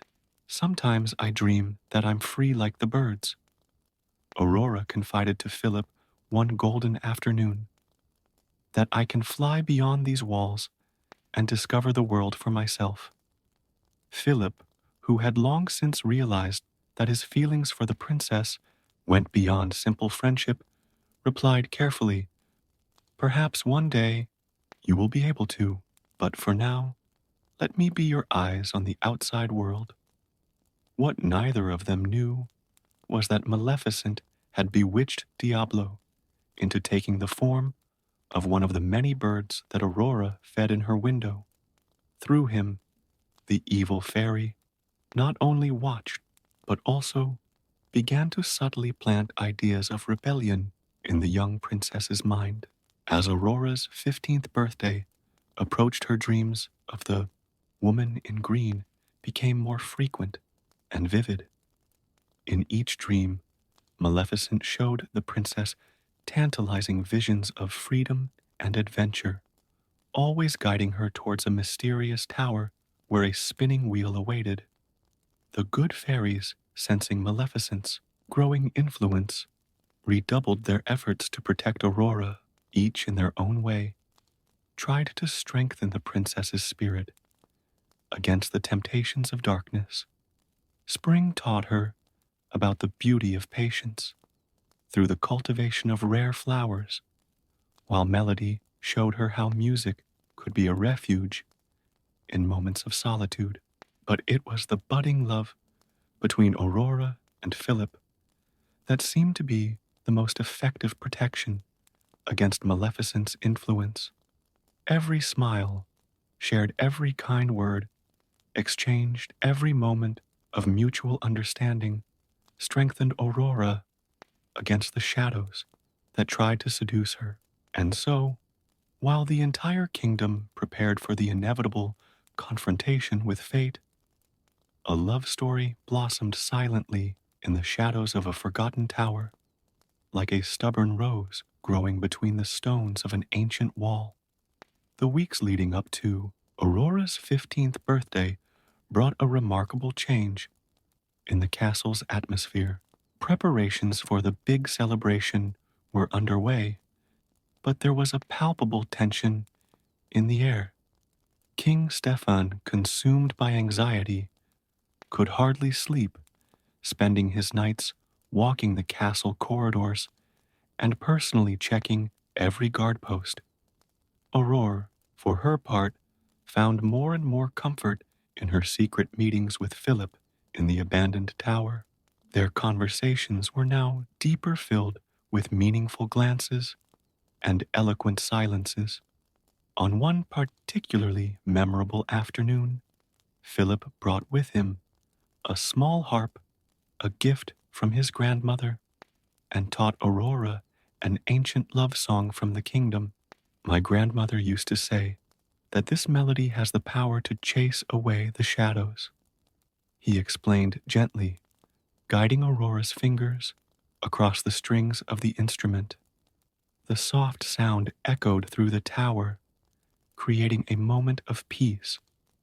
Amid the castle's growing restlessness, Maleficent, watching through Diablo's eyes, realized that she had to act quickly. The growing love between Aurora and Philip threatened to strengthen the princess against her influence. During the night, the evil fairy began to intensify her attacks through Aurora's dreams, mixing tempting visions of freedom with seductive whispers about a mysterious tower where all her questions would be answered. Queen Beatrice, noticing the growing weariness in her daughter's eyes, finally decided to take action. One quiet morning, she took Aurora for a private stroll in the castle's remote gardens. "My dear," she began, holding her daughter's hands, "it's time you knew the whole truth about your destiny." With tears in her eyes, the queen revealed the full story of Maleficent's curse and the modification made by Luce. Aurora listened in silence, several pieces of the puzzle of her life finally falling into place. So that's why I have these dreams, murmured Aurora, and why I've never been able to leave the castle. The revelation, instead of terrifying Aurora, as her parents had feared, seemed to give her new strength. Knowing her enemy made the battle more real, more tangible. That night, when she met Philip, she shared all her burdens with him. No matter what happens, Philip promised, holding her hands tightly, I'll be by your side to face it. The 12 good fairies, realizing that the crucial moment was approaching, began to take turns guarding the castle. Luce, in particular, began to carefully observe Aurora's dreams, trying to create barriers against Maleficent's influence. As the day of her birthday approached, strange events began to occur in the castle. Unexplained shadows danced across the walls, and mysterious sounds echoed through the night. The guards reported glimpses of a large black raven that seemed to be everywhere at once. Aurora, strengthened by Philip's love and the knowledge of her destiny, began to actively fight the temptations in her dreams. When the woman in green appeared, the princess faced her with the songs Philip had taught her and the lessons in courage she had learned from her fairy godmothers. However, Maleficent had one last trump card. One particularly dark night, she managed to plant a crucial doubt in Aurora's heart. What if Philip's love wasn't true enough to break the curse? The seed of uncertainty began to grow, fed by the young princess's deepest fears. Philip, noticing the change in Aurora's behavior, stepped up his efforts to show his love. He began to bring her small, meaningful gifts: a peacock feather that resembled the colors of her eyes, a bouquet of wildflowers that only grew in the distant mountains, a small notebook in which he wrote poetry dedicated to her. The fairies, watching the romance unfold, shared hopeful glances. The love between the young people seemed genuine and strong, exactly the kind of true love capable of breaking ancient curses. Meanwhile, in the confines of her dark kingdom, Maleficent was preparing her final blow. With her dark magic, she began to create a special spinning wheel, imbued with an irresistible power of attraction. Even if all the spinning wheels in the kingdom had been destroyed, this one would be enough to fulfill the prophecy. The tension in the castle reached its peak when Aurora's birthday was just a week away. King Stefan, in a last desperate effort to protect his daughter, ordered that she be transferred to an isolated tower in the castle, far from any potential danger. It's just a precaution, my dear, he explained as Aurora gathered her belongings. Only until your birthday has passed. The princess accepted the decision with surprising calm, but her heart was heavy. The designated tower was not the one where she met Philip, and she knew she would be completely isolated. Before leaving, she managed to send a secret message to her beloved through one of the birds she used to feed. Don't lose hope, the note read, for my heart will remain with you no matter where I am. The move to the tower marked the beginning of the last phase of this story, where love, fate, and ancient magic would intertwine in a final dance for the future of the young princess. On the eve of Aurora's 15th birthday, the tension in the castle reached its peak. The princess watched the sunset through the window of her secluded tower, her thoughts divided between Philip and her increasingly intense dreams of Maleficent. The soft evening wind carried with it the scent of flowers from the garden, and with it a strange sense of inevitability. During the night, while everyone was asleep, a greenish glow began to emanate from a dark corner of the tower. Aurora, who was restless in her bed, sat up when she noticed the mysterious light. An inexplicable force attracted her, as if invisible strings were pulling her body towards that hypnotic luminosity. On her throne of thorns, Maleficent smiled with satisfaction. Her magic had finally found a breach in the castle's defenses. With a flick of her staff, she intensified the spell, causing a secret passage to reveal itself in the wall of the tower. Aurora, as if in a trance, followed the illuminated path. The guards who were supposed to protect her had been bewitched by Maleficent and fell into a deep sleep. The princess climbed spiral stairs that seemed to have no end, her bare feet barely touching the cold stone steps. Philip, who was secretly standing guard in the gardens near the tower, noticed the strange glow in the upper windows. His heart raced as he recognized Maleficent's dark magic, which Aurora had told him about. Without hesitation, he began to climb the tower using the ancient vines that grew on its walls. In the depths of the castle, the 12 good fairies also sensed the magical disturbance. Luce, who was closest, immediately flew towards the tower, her silver wings cutting through the darkness of the night. The other fairies scattered around the castle, trying to wake the guards and alert the kings. Aurora reached a circular chamber at the top of a tower she didn't know. In the center of the room, illuminated by that eerie greenish light, was an ancient spinning wheel. Her fingers tingled with the desire to touch the gleaming spindle, while her mind fought against the enchantment. "Come, dear," whispered Maleficent's voice, materialized from the shadows. "Don't fight your destiny. Some stories have to take their course." The princess hesitated, the lessons of courage from her fairy godmothers and Philip's love fighting against the dark magic that clouded her thoughts. "You can't force me," she said, her voice trembling slightly. Maleficent laughed a cold sound that echoed off the stone walls. "I don't need to force you, my dear. The curiosity in your heart will do it for me. Don't you want to know what the spindle chimes sound like? Don't you want to find out if your gardener prince really loves you enough to break the curse?" Just then, Philip reached one of the chamber's windows. His heart froze as he saw Aurora slowly approaching the spinning wheel. "Aurora," he shouted, his voice cutting through the magic-laden air. The princess blinked, the sound of her beloved voice temporarily breaking the spell.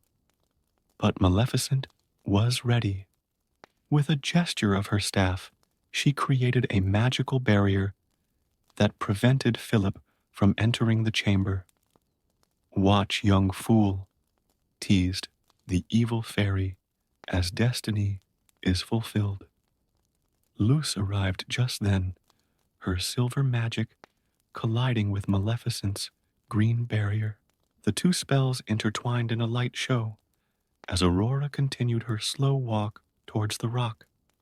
"Aurora, remember who you are," shouted Luce, maintaining her magical attack. "Remember the love in your heart." The princess stopped her fingers, inches from the spindle.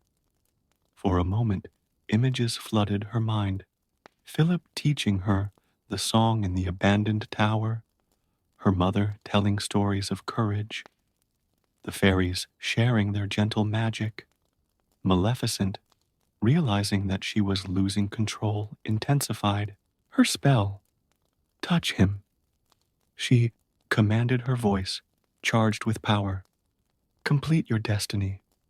At that crucial moment, Philip managed to find a gap in the magical barrier. Throwing himself through it, he ran towards Aurora. His fingers almost reached hers, But it was too late. The princess's finger touched the tip of the spindle, and a single drop of blood fell to the stone floor. Aurora staggered her eyes, meeting Philip's one last time before she fell. He caught her before she hit the ground, holding her in his arms as silent tears streamed down her face.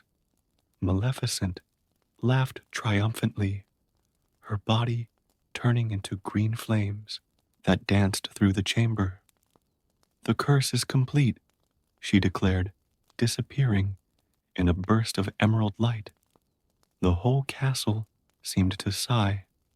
As Aurora closed her eyes, falling into her enchanted sleep, flowers began to sprout from the stones on the floor, covering the chamber with their wild beauty. The 12 good fairies arrived one by one, their faces marked by sadness and determination. "All is not lost," said Luce, approaching Philip, who still held Aurora in his arms. "If your love is true, you can break the curse." Philip gazed into the serene face of his beloved, remembering every moment they had shared in the abandoned tower, every smile, every sweet word. Leaning in gently, he pressed his lips to hers in a gentle kiss filled with all the love he held in his heart. For a moment, nothing happened. The silence in the chamber was absolute. Then slowly, a golden light began to emanate from Aurora's chest, spreading throughout her body. Her eyelids fluttered and finally opened, revealing those blue eyes that Philip loved so much. "You've come," she whispered, smiling. The castle erupted in celebration. King Stephen and Queen Beatrice, who had just arrived in the chamber, rushed to embrace their daughter. The fairies danced in the air, their colorful magic creating a light show that rivaled the sunrise. And so true love proved stronger than the most powerful of curses. Aurora and Philip were married in a magnificent ceremony where the 12 good fairies served as godmothers. The kingdom of Aurora entered a new era of peace and prosperity, where the magic of true love continued to protect its inhabitants for many generations. As for Maleficent, it is said that she still wanders the shadows of the kingdom, bitter and lonely, a reminder that hatred and revenge can never triumph over the power of true love.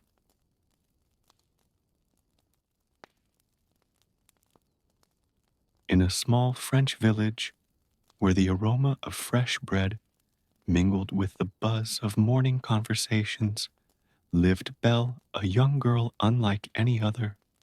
While girls her age worried about dresses and suitors, she found refuge in the pages of the books she always carried with her.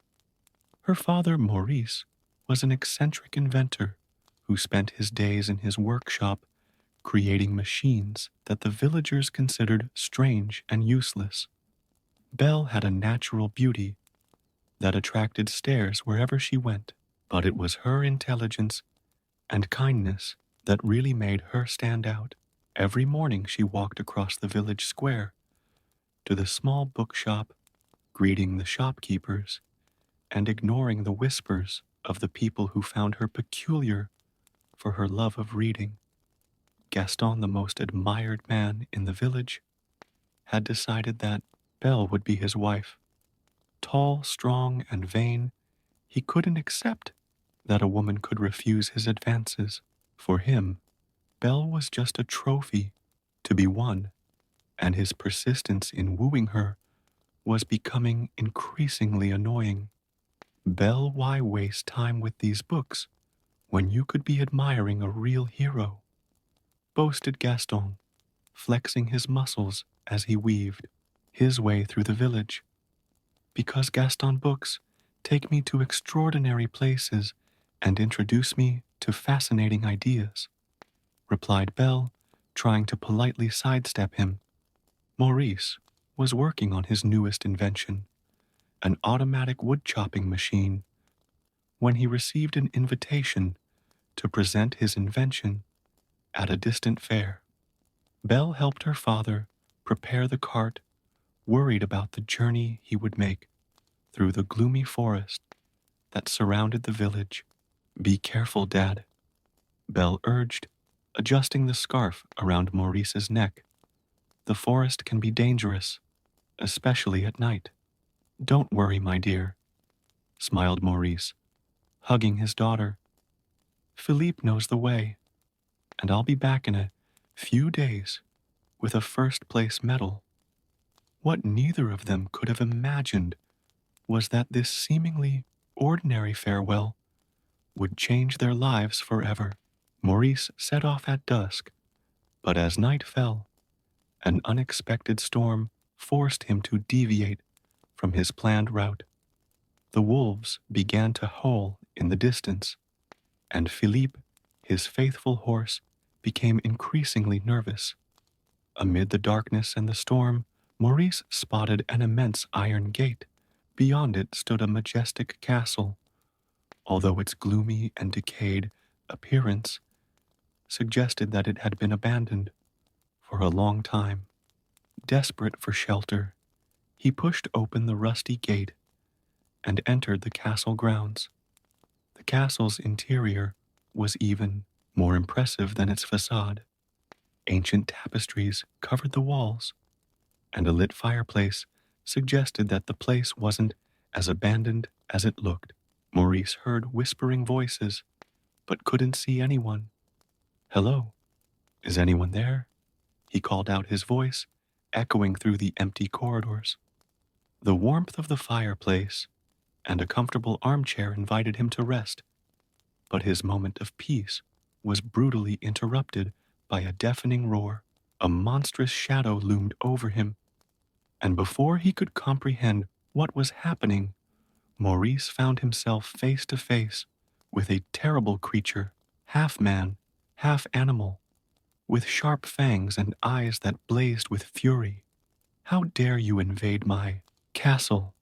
thundered the beast, his voice resounding off the walls.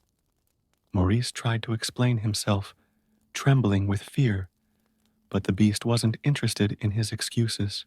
In a matter of minutes, the poor inventor was dragged into the castle dungeons, where cold, damp bars would be his new home. Philippe, frightened by the events, managed to escape and returned to the village. When Belle saw the horse returning without her father, her heart froze. Without hesitation, she mounted Philippe and asked him to take her to where Maurice was. The journey through the dark forest didn't daunt her. Belle was determined to find her father, even if it meant facing all the dangers the forest could hide. The horse led her along the same winding path until the gates of the mysterious castle appeared in front of them. Inside the castle, seemingly inanimate objects watched her arrival with interest. Lumiere, a talking chandelier, and Cogsworth, a clock that moved on its own, were whispering about the young woman's presence. They, like all the other servants in the castle, had been turned into objects by the same curse that had affected their master. Belle found her father in the dungeon, his hands frozen and his health clearly weakened by the cold and damp. "Oh, Dad, I've got to get you out of here," she exclaimed, holding her hands through the bars. It was then that the beast emerged from the shadows, his presence filling the room with terror. Belle, although frightened, didn't back down. Instead, she offered to take her father's place as a prisoner. "Would you take his place?" asked the beast, surprise evident in his hoarse voice. "Belle, no. You don't know what you're doing," protested Maurice. "If I stay, will you promise to free my father?" asked Belle, her voice firm despite the fear she felt. "Yes," replied the beast, "but You must promise to stay here forever. Belle agreed, and before Maurice could protest again, he was dragged out of the castle and sent back to the village in an enchanted carriage.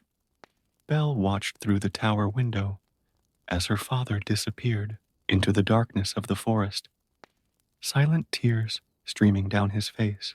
What Belle didn't know was that her brave decision had planted the first seed of hope in the beast's hardened heart.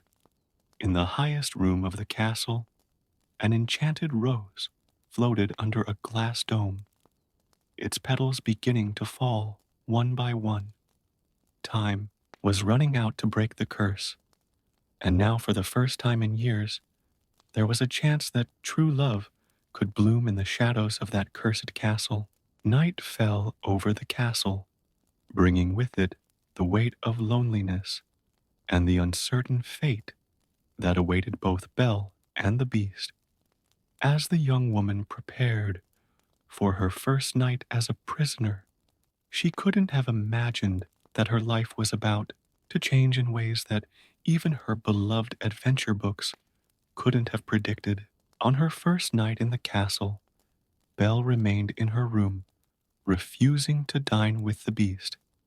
Despite the insistent invitations brought by Madame Samovar, a talking teapot with a motherly voice, the darkness of the room reflected her state of mind, but her natural curiosity soon began to awaken as she observed the luxurious details of her surroundings.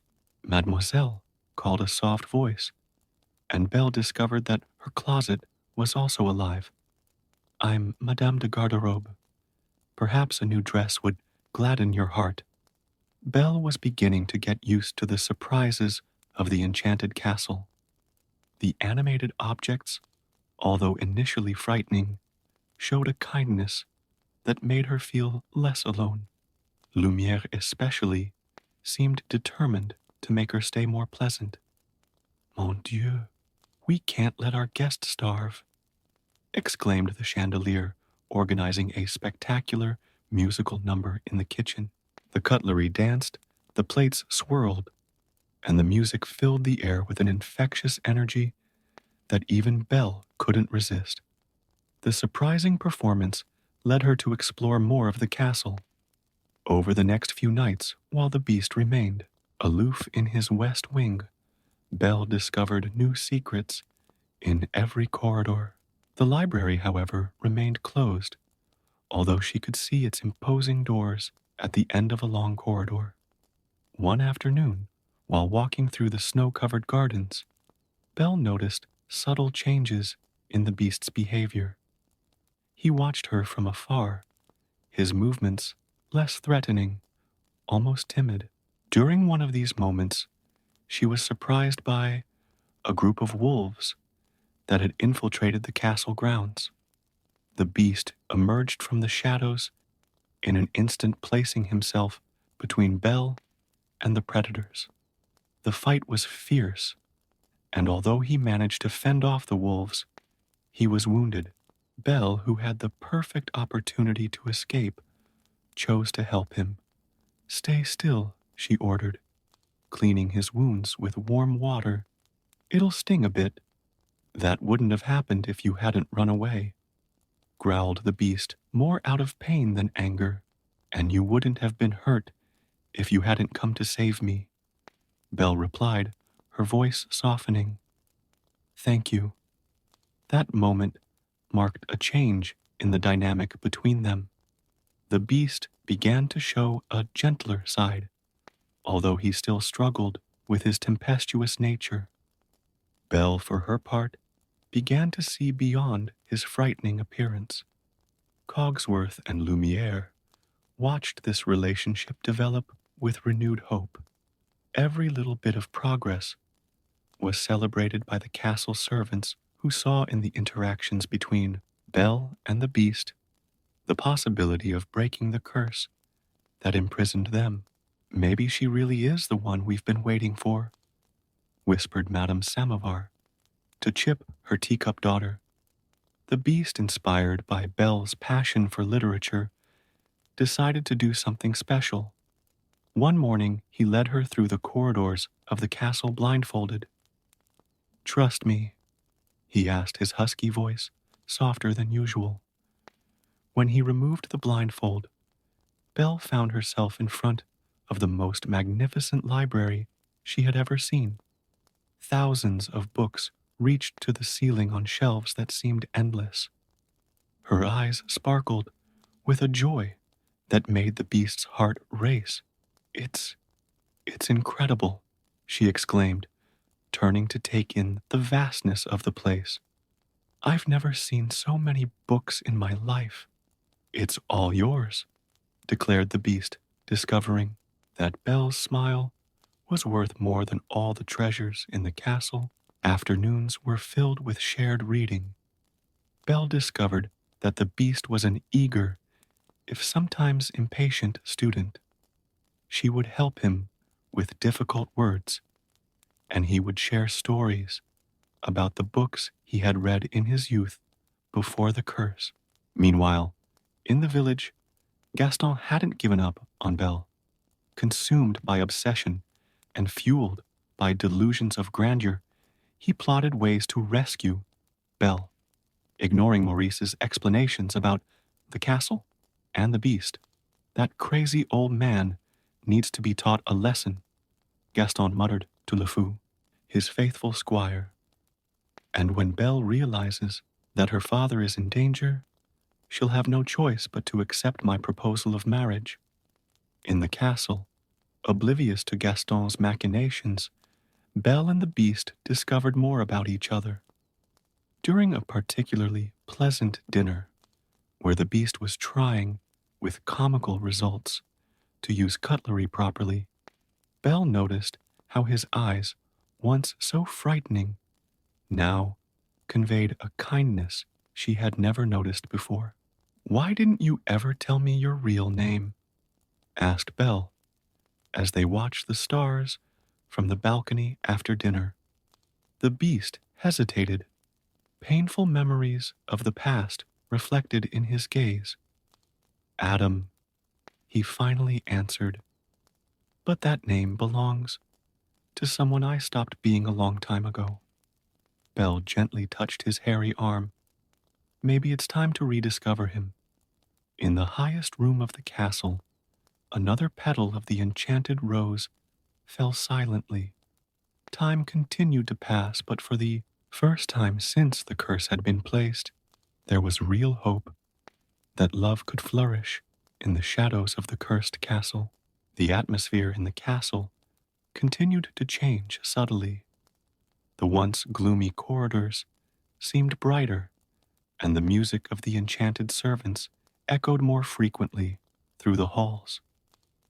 Belle and Adam spent more and more time together, sharing stories in the library or strolling through the gardens, which, with the arrival of spring, were beginning to awaken from their winter slumber. During one of these afternoons, while Adam was teaching Belle about the different species of roses in the garden, she noticed a wistful expression on his face as he observed a particularly beautiful rose bush. "What makes it so special?" asked Belle, referring to the enchanted rose she occasionally saw shining under the glass dome. Adam hesitated before answering, his voice laden with regret. "It's a constant reminder of my past mistakes. Each petal that falls marks the time I have left to—" He stopped abruptly, looking away. Belle realized that there was much more to the story than he was willing to reveal, but respected his silence. Instead, she concentrated on showing him how his heart had changed, how his natural kindness was beginning to overcome his bestial appearance. Meanwhile, in the village, Gaston was putting his plan into action. He had convinced the director of the local asylum, Monsieur Dark, to take part in his scheme to have Maurice committed. "The old man is completely mad, talking about monsters and magic castles," Gaston argued to the crowd gathered in the tavern. It's our duty to protect the village and help Maurice, and of course, comfort poor Belle in her time of need. Le Fou, although still loyal to Gaston, was beginning to question his friend's actions. Don't you think you're going too far? He whispered, but was quickly silenced by a threatening look from Gaston.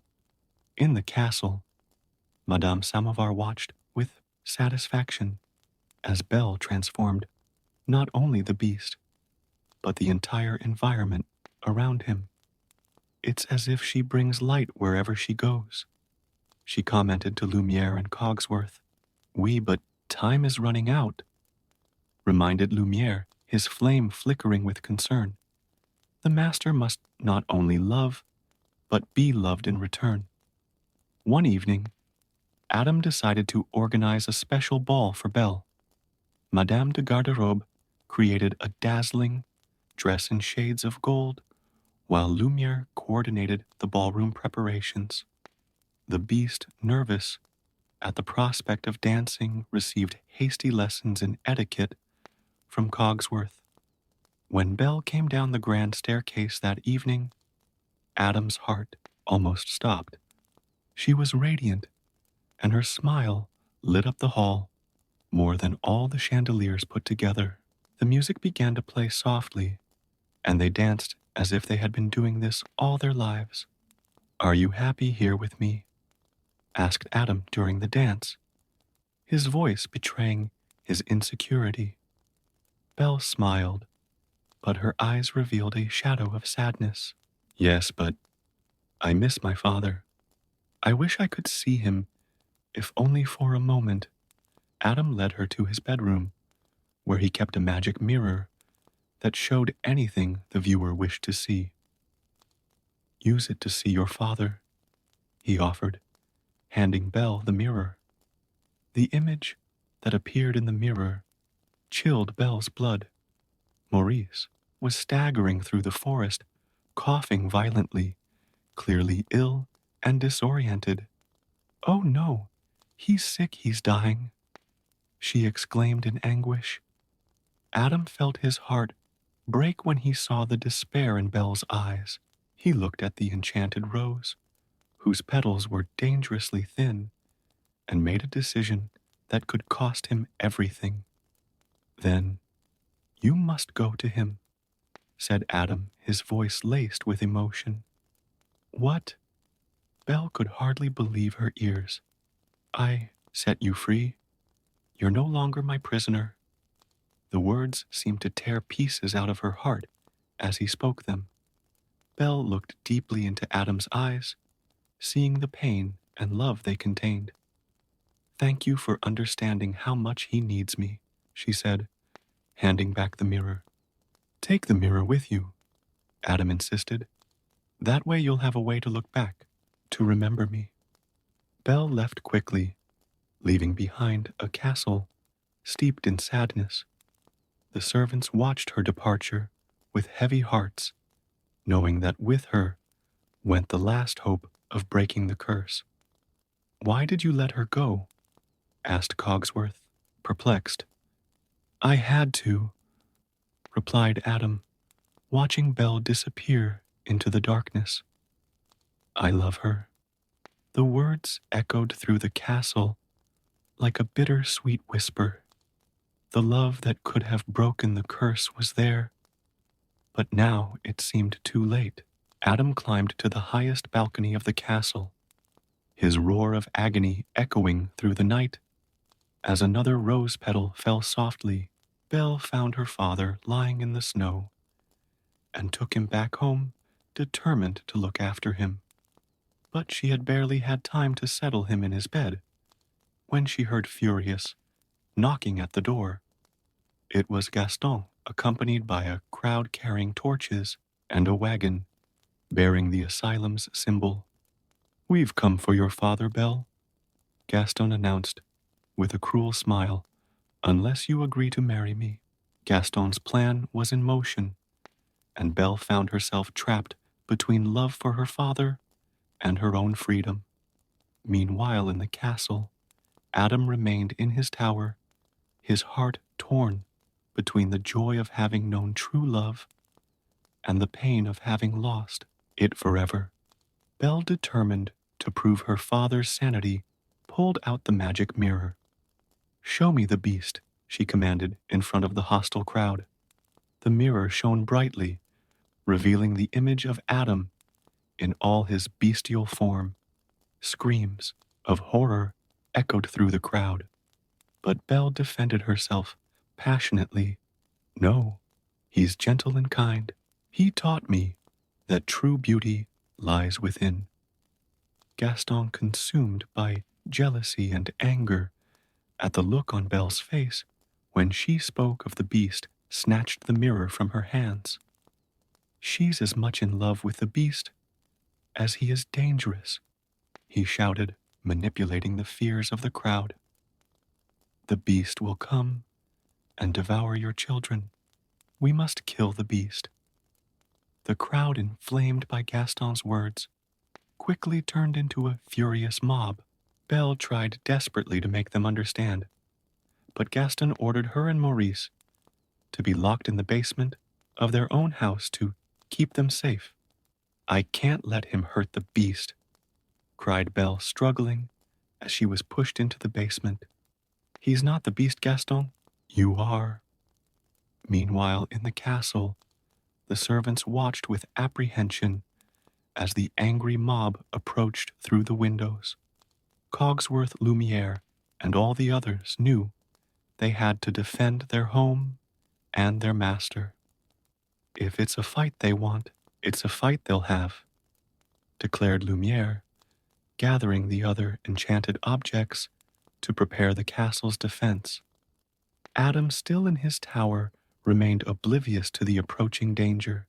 His heart was too broken to care about any threat. Belle's words about his goodness echoed in his mind, making him wonder if he really deserved such a positive judgment. In the basement of Belle's house, Chip, who had hidden in her bag during the escape from the castle, turned out to be her unexpected salvation. The little cup managed to find Maurice's invention, the wood-chopping machine, and with some creativity, they used it to break down the basement door. "We need to get to the castle before they do," exclaimed Belle, hastily mounting Philippe. "Father, are you strong enough to ride?" "My dear, for your sake, and the beast's, I'll find the strength," replied Maurice, climbing on his horse behind his daughter. In the castle, the battle had begun. The enchanted objects bravely defended their home using their unique features as improvised weapons. Madame de Garderobe threw clothes that came to life and attacked the invaders, while Lumiere strategically scorched the attackers' pants. Gaston, ignoring the chaos around him, searched determinedly for Adam. His only goal was to kill the beast and prove himself the hero of the story. He found him in the west wing, sitting gloomily next to the enchanted rose. "Get up and fight," Gaston taunted, wielding his bow. "Or are you too cowardly to defend yourself?" Adam just looked sadly at his attacker, unwilling to fight. "Leave me alone," he muttered, turning to continue his solitary contemplation. The refusal to fight infuriated Gaston even more, who fired an arrow hitting Adam in the back. The sharp pain finally awakened something inside him, not anger or a desire for revenge, but a survival instinct that had been dormant since Belle's departure. The fight that followed was brutal, with Gaston and Adam clashing across the castle rooftops in the storm that was beginning to fall. Gaston, with his strength and hunting skills, proved to be a formidable opponent, but Adam, even wounded, possessed superhuman strength. Belle arrived at the castle just as the battle was reaching its climax. Her heart raced at the sight of a wounded Adam fighting for his life against Gaston on the castle's slippery parapets. Adam, she shouted, her voice cutting through the storm. The sound of Belle's voice made Adam turn his eyes, meeting hers. In that moment of distraction, Gaston saw his opportunity and attacked again, but Adam managed to dodge at the last moment, causing Gaston to lose his balance. "Please don't," pleaded Gaston, slipping over the edge of the roof. Adam, showing the true change in his heart, reached out to save his attacker. "Take my hand," he offered, but Gaston, in his arrogance and hatred, preferred to try one last treacherous attack. The sudden movement caused him to lose his balance, completely falling into the depths of the abyss below the castle.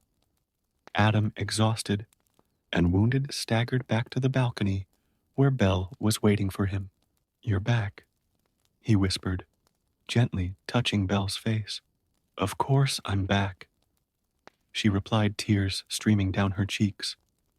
"I couldn't let them hurt you. I love you." But before Adam could reply, his body succumbed to his injuries, and he fell into Belle's arms. The last petal of the enchanted rose fluttered, threatening to fall at any moment as Belle hugged Adam's inert body, her sobs echoing through the stormy night.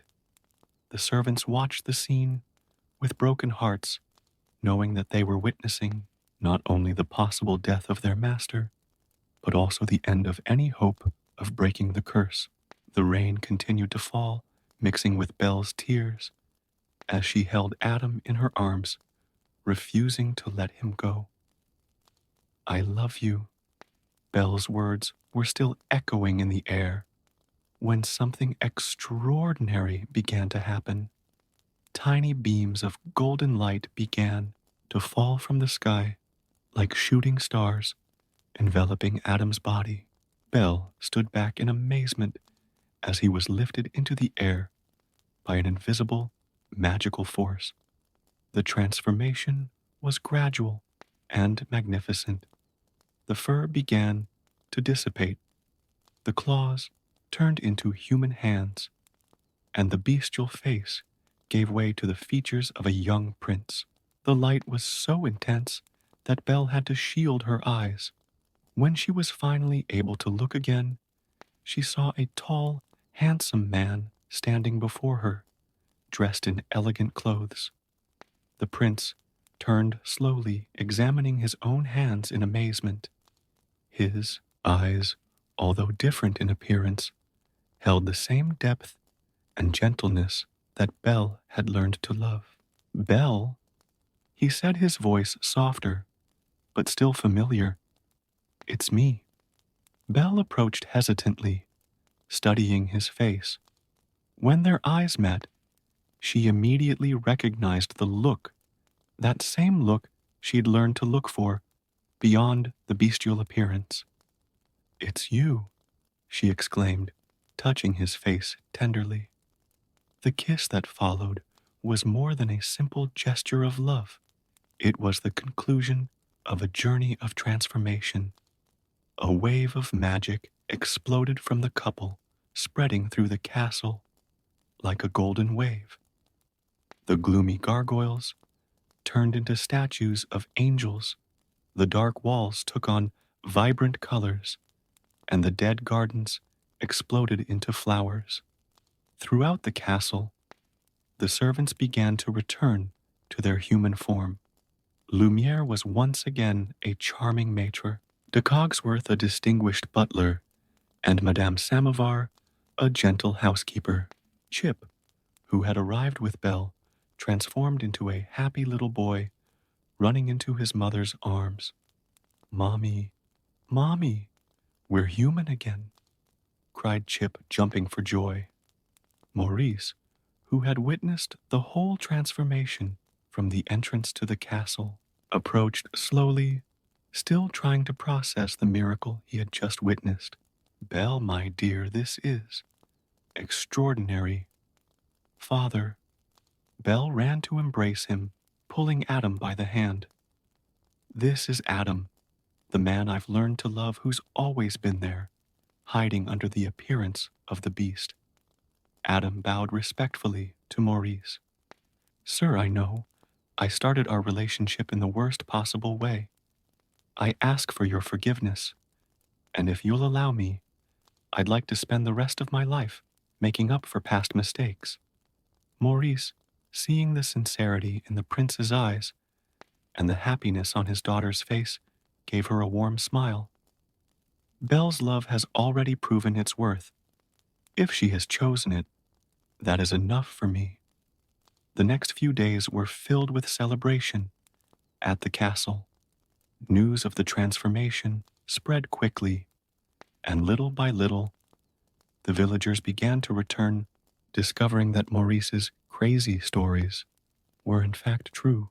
Lei Fu, who had survived the battle, became a frequent visitor to the castle, finding true friendship among the old enchanted objects. His change of allegiance symbolized how love could transform not only a cursed prince, but everyone around him. The library, which had been Adam's first real gift to Belle, became an open space for all the villagers. Belle began teaching the children to read, fulfilling her dream of sharing her love of books with others. You see, Lumiere commented to Cogsworth, watching Belle lead a reading class, who would have thought that our salvation would come through a young girl who loved books? And who would have thought, replied Cogsworth, with a smile, that you'd be right about anything. The castle, once a place of darkness and sadness, became a center of light and learning. Adam and Belle ruled with wisdom and compassion, never forgetting the lessons their love story had taught them, that true beauty lies within, and that love has the power to transform even the most hardened heart. On special nights, when the moon was full and the stars shone brightly, Adam and Belle still danced in the grand ballroom, remembering that first dance that had changed their lives forever. The servants now, a real family, watched with smiles on their faces, knowing that the curse hadn't just been broken, it had been transformed into a blessing that brought love and happiness to everyone. The enchanted rose, although it had long since lost its petals, was preserved under its glass dome as a constant reminder that true love can bloom in the most unlikely places, and that the most important beauty is that which cannot be seen with the eyes.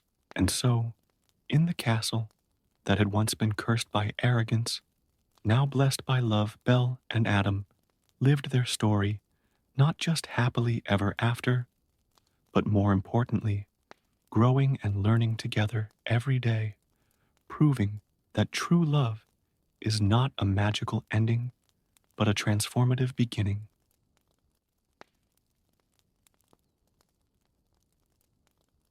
Life in Kansas always followed its own rhythm, marked by the golden sway of the wheat fields and the occasional mooing of the cows on Dorothy's aunt and uncle's farm.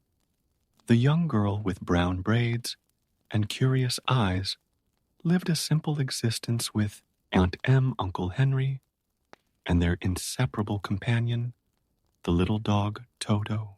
The farm, although modest, was their home, a place where every dawn brought with it the promise of another day of hard work under the scorching sun of the plains.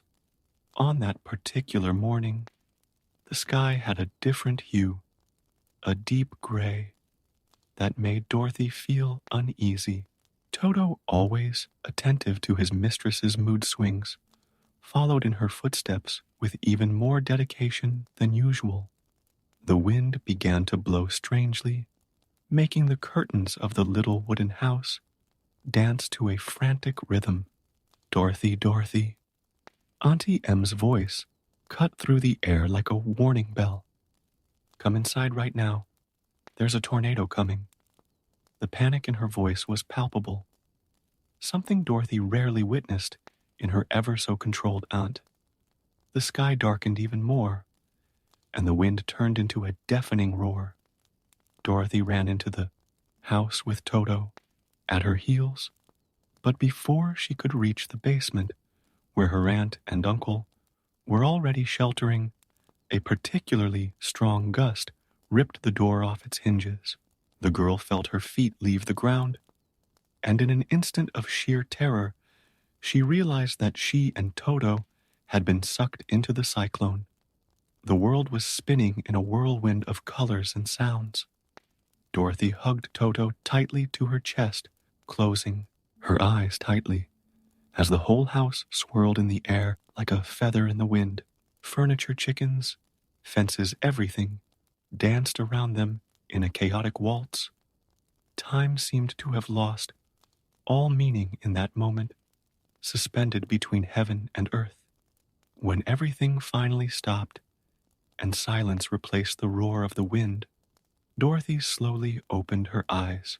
The first thing she noticed was the light, bright, colorful, and completely different from the yellowish light of Kansas. Through the window, she could see a world that seemed to have come straight out of her most fantastic dreams. With hesitant steps, Dorothy approached the crooked door and opened it. What she saw stunned her. Giant flowers in vibrant colors, trees with candied fruit, and even more surprisingly, little people dressed in extraordinarily colorful clothes, who watched her with a mixture of amazement and curiosity. "Welcome to the land of Oz, dear liberator," said a melodious voice. An ethereal-looking woman, dressed in a shimmering pink dress and carrying a delicate crown, approached, floating in the air.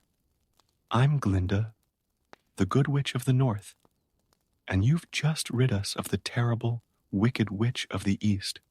Dorothy, still confused, looked where Glinda was pointing, and saw to her horror that her house had landed on someone. Only a pair of feet wearing very shiny ruby shoes appeared under the building.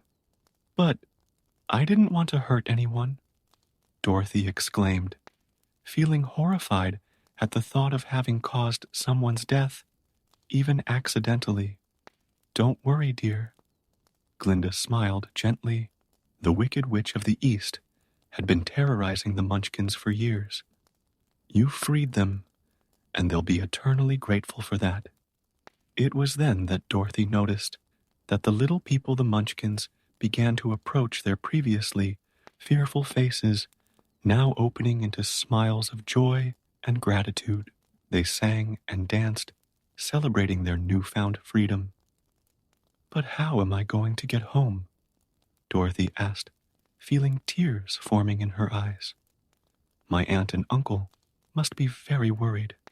To get back to Kansas, you'll need the help of the great and powerful Wizard of Oz," explained Glinda. "He lives in the Emerald City, in the center of Oz. To get there, you have to follow the yellow brick road." With a flick of her wand, Glinda made the Wicked Witch's ruby shoes appear on Dorothy's feet. "These magic shoes will protect you on your journey. Never take them off, for they possess a power that even I don't fully understand." Dorothy looked at her sparkling new shoes, and then at the road that stretched out before her, a shining path made of yellow bricks that snaked through that strange and wonderful land. Toto barked excitedly beside her, apparently eager to begin the adventure. "Always stay on the yellow brick road," warned Glinda. "The journey will be long, and you will meet both friends and dangers along the way. But if you keep your heart pure and your determination strong, you will arrive safely in the Emerald City." With these words, Glinda disappeared in a shimmering pink bubble, leaving Dorothy alone with Toto and the Munchkins, who were still celebrating. The little girl straightened, her blue and white dress, checked that her new shoes were tied properly, and took her first step onto the yellow brick road. The sun was shining in an impossibly blue sky, and butterflies the size of dinner plates floated lazily among giant flowers. Dorothy didn't know what awaited her in this magical land, but she was determined to find her way back home. With Toto by her side and ruby shoes on her feet, she began her journey along the yellow brick road, never imagining the extraordinary adventures and unique friends she would meet along the way. The yellow brick road stretched out before Dorothy like a shining golden ribbon under the sun of that strange land. As she walked, she marveled at the peculiar trees that lined the road with leaves in shades of blue and purple that she had never seen. In Kansas, Toto ran ahead of her, occasionally stopping to sniff an exotic flower or chase a sparkling butterfly. As they advanced, the landscape gradually began to change. The colorful fields of the Munchkins gave way to a wilder region with abandoned plantations and broken fences. Dorothy noticed that the sun was beginning to descend over the horizon, painting the sky with orange hues that were vaguely reminiscent of the sunsets on her farm. "Oh, Toto," sighed Dorothy. "I hope we find somewhere safe to spend the night."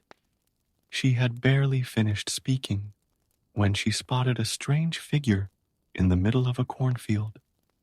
It was a scarecrow, but there was something different about it. It seemed to be waving. Curious Dorothy approached cautiously. To her complete surprise, the scarecrow was actually moving, and it wasn't just the wind that was making it sway. His painted eyes twinkled, and his stitched mouth opened in a friendly smile. "Hello," said the scarecrow in a cheerful voice. "Would it be too much trouble to help me down from here? I've been stuck on this pole for so long that I've lost count of the days." Dorothy, still stunned, but already beginning to get used to the wonders of Oz, approached to help. Carefully, she untied the ropes that held the scarecrow, who fell to the ground with a soft thud, scattering some straw. "Thanks a lot," he said, getting up and tidying up the straw that had escaped from his patched clothes. "You know it's terrible being stuck in one place, especially when you don't have a brain to think about how to get out." "You don't have a brain?" asked Dorothy in surprise. "Not a single one," replied the scarecrow cheerfully. "When the farmer made me, he filled my head with straw instead of a brain. That's why I'm such a fool." Dorothy watched the scarecrow with sympathy. Despite his peculiar appearance, with his old hat and patched clothes, there was something extremely endearing about his sincere and optimistic personality. "I'm going to the Emerald City to see the Wizard of Oz," Dorothy explained. "I need to ask him to send me back home to Kansas." The scarecrow's painted eyes lit up with a sudden idea. "Do you think this Wizard of Oz could give me a brain?" "I don't know," replied Dorothy honestly. "But you can come with me to find out. It would be nice to have company on the journey." The scarecrow accepted the invitation with enthusiasm, and together they continued along the yellow brick road. Dorothy discovered that her new friend, even without a brain, was an excellent conversationalist. He told stories about his life in the cornfield, about the crows that used to mock him, and about his dreams of one day being able to think deeply about things. As evening approached, they found a small wood by the side of the road. The scarecrow helped Dorothy gather fruit for dinner and organized a comfortable place for her to sleep using soft leaves as a mattress. "Don't worry about me," he said when Dorothy asked if he needed to rest too. I never sleep. I'll just sit here and try to think, even if I'm not very good at it.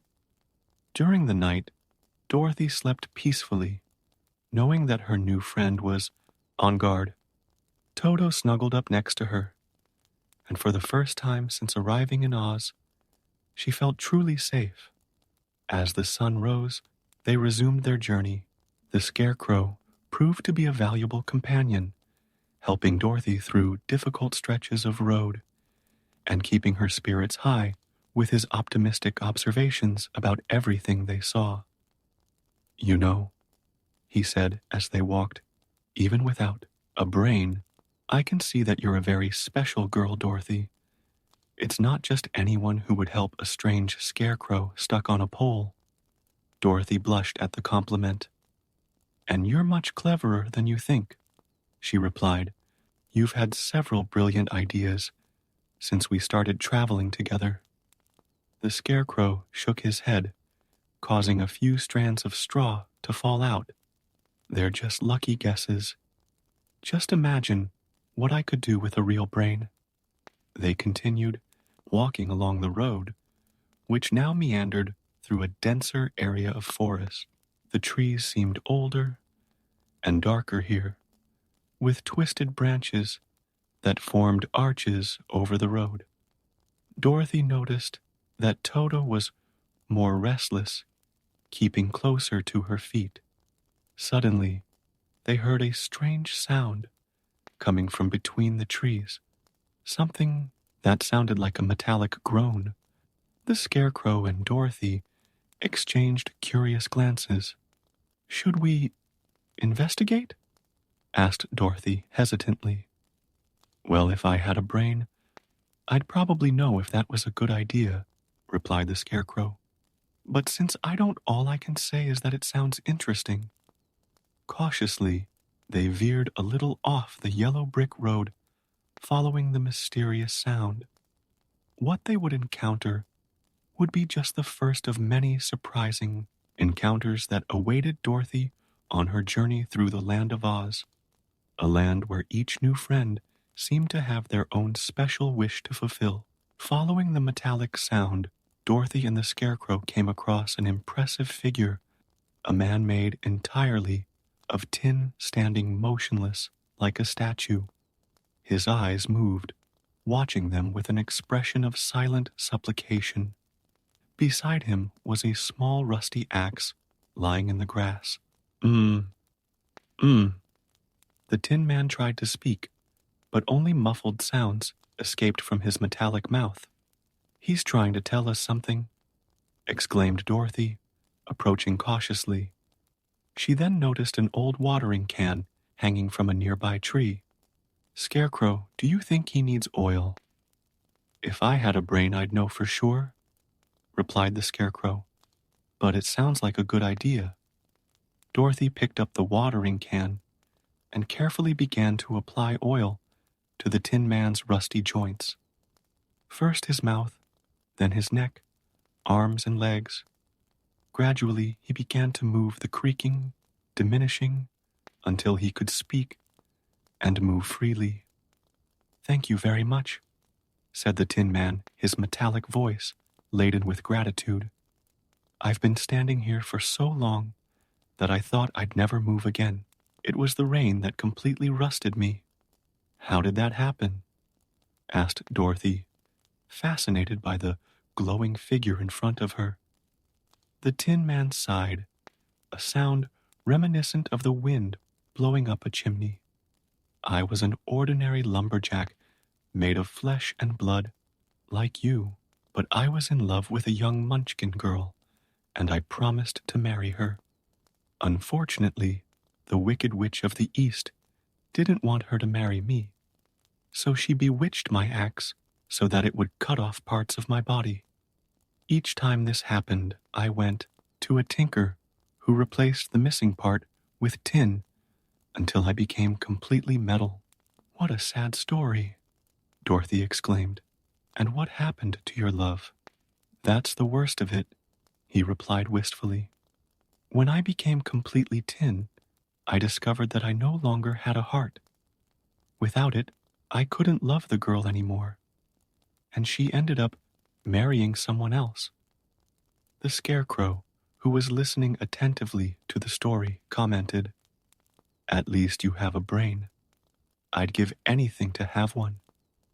"A brain is nice," agreed the Tin Man, "but I'd rather have a heart. You can't imagine how sad it is not to be able to love, not to feel joy or sadness." Dorothy had an idea.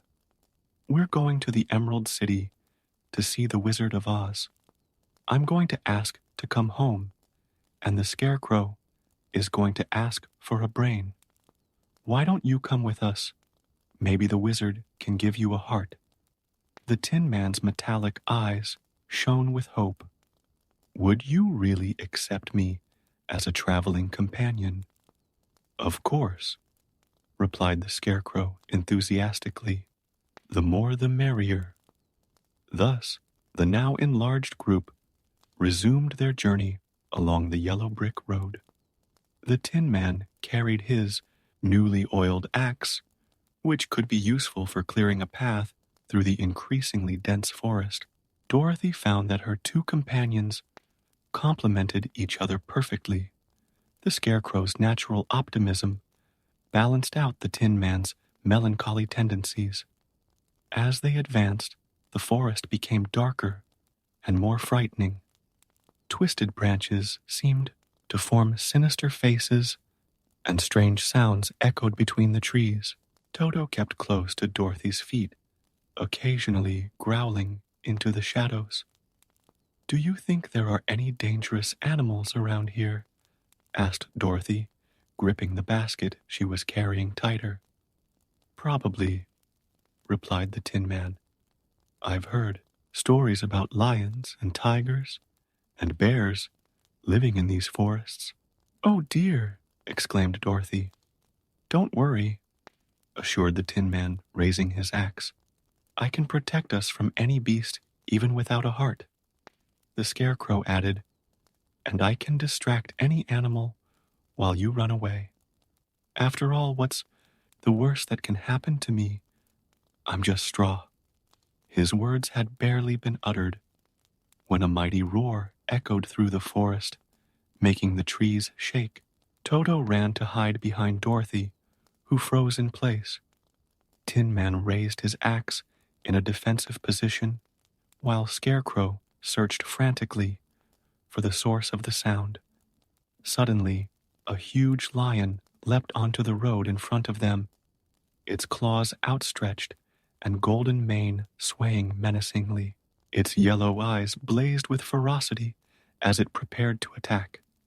Toto, in a moment of bravery or foolishness, stepped out from behind Dorothy and started barking at the beast. The lion, to everyone's surprise, jumped back and started crying, "Please, don't let that monster attack me," begged the lion between sobs, referring to little Toto. Dorothy the Scarecrow and the Tin Man looked at each other stunned. There was the king of beasts, trembling with fear of a puppy. The situation was so absurd that Dorothy couldn't help but laugh. "You're a cowardly lion," she exclaimed, still laughing. The lion wiped his tears with the tip of his tail. "I know it's terrible, isn't it? I'm a disgrace to the whole lion race. I've always been like this ever since I was a cub. I'm afraid of everything." "But you're so big and strong," argued the Scarecrow. "What's the point of being strong on the outside when you're a coward on the inside?" lamented the lion. "All the other animals expect me to be brave because I'm a lion, but I'm actually afraid even of my own shadow." Dorothy felt sorry for the poor creature. It was strange to see such a majestic animal reduced to tears. "We're going to see the Wizard of Oz," she said gently. "Maybe he can give you courage." The lion's eyes lit up. "Do you think he would?" "Why not?" replied the Tin Man. "He'll give me a heart and a brain for the Scarecrow." "And if he can do all that," added the Scarecrow, "he can certainly give courage to a lion." The lion dried his last tears and managed a small smile. "Can I come with you? Then I promise I won't be too much of a burden." And so the group gained another member. Young Dorothy, the brainless Scarecrow, the heartless Tin Man, the cowardly Lion, and little Toto, an unlikely company united by the desire to fulfill their deepest dreams. The yellow brick road stretched ahead of them, taking them ever closer to the mysterious Emerald City and the mighty Wizard of Oz. However, none of them could have imagined the adventures and dangers they would still face before reaching their destination. With the group now complete, the journey along the yellow brick road took on a new rhythm. The lion, despite his fearful nature, provided an additional sense of security when he wasn't hiding behind bushes at the slightest suspicious noise. Dorothy discovered that her companions, even with their apparent flaws, were an extraordinary team. As they advanced, the landscape began to change dramatically. The dense forest gave way to a more arid and rocky terrain. The sky, once a vibrant blue, took on darker, more threatening tones. Dorothy couldn't help but notice that her ruby shoes shone more brightly in this gloomy environment. "Something's not right," muttered the Tin Man, gripping his axe tighter. "The air feels different." The Scarecrow, trying to maintain his usual optimism, commented, "If I had a brain, I'd probably know what's wrong. But at least the road is still here to guide us." Suddenly, a flock of giant black crows crossed the sky, their wings producing a deafening sound. The lion immediately crouched down, trembling. "It's the messengers of the Wicked Witch of the West," exclaimed a voice from a nearby tree. Everyone turned to see a small winged monkey, different from the crows, hiding among the branches. "The witch knows you're coming. She wants the girl's ruby shoes." Dorothy felt a shiver run down her spine. Glinda had mentioned that the shoes were powerful, but hadn't explained exactly why. Before they could question the winged monkey any further, it flapped its wings and disappeared into the dark sky. "We mustn't let ourselves be intimidated," declared the Tin Man, although his metallic voice trembled slightly. "We've come too far to give up now." The group continued their journey, but now with greater caution. The Scarecrow often tripped over loose stones, scattering some straw along the way, which the Tin Man patiently helped to collect. The lion, despite his constant fear, kept his senses sharp for any sign of real danger. As the afternoon progressed, they came to an area where huge rocks formed a natural gorge.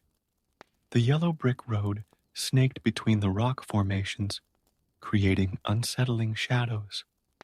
"Maybe we should look for another way," suggested the lion, his voice trembling. "This place looks perfect for an ambush." No sooner had he finished speaking than a thunderous sound echoed through the gorge. Large boulders began to tumble down the steep walls.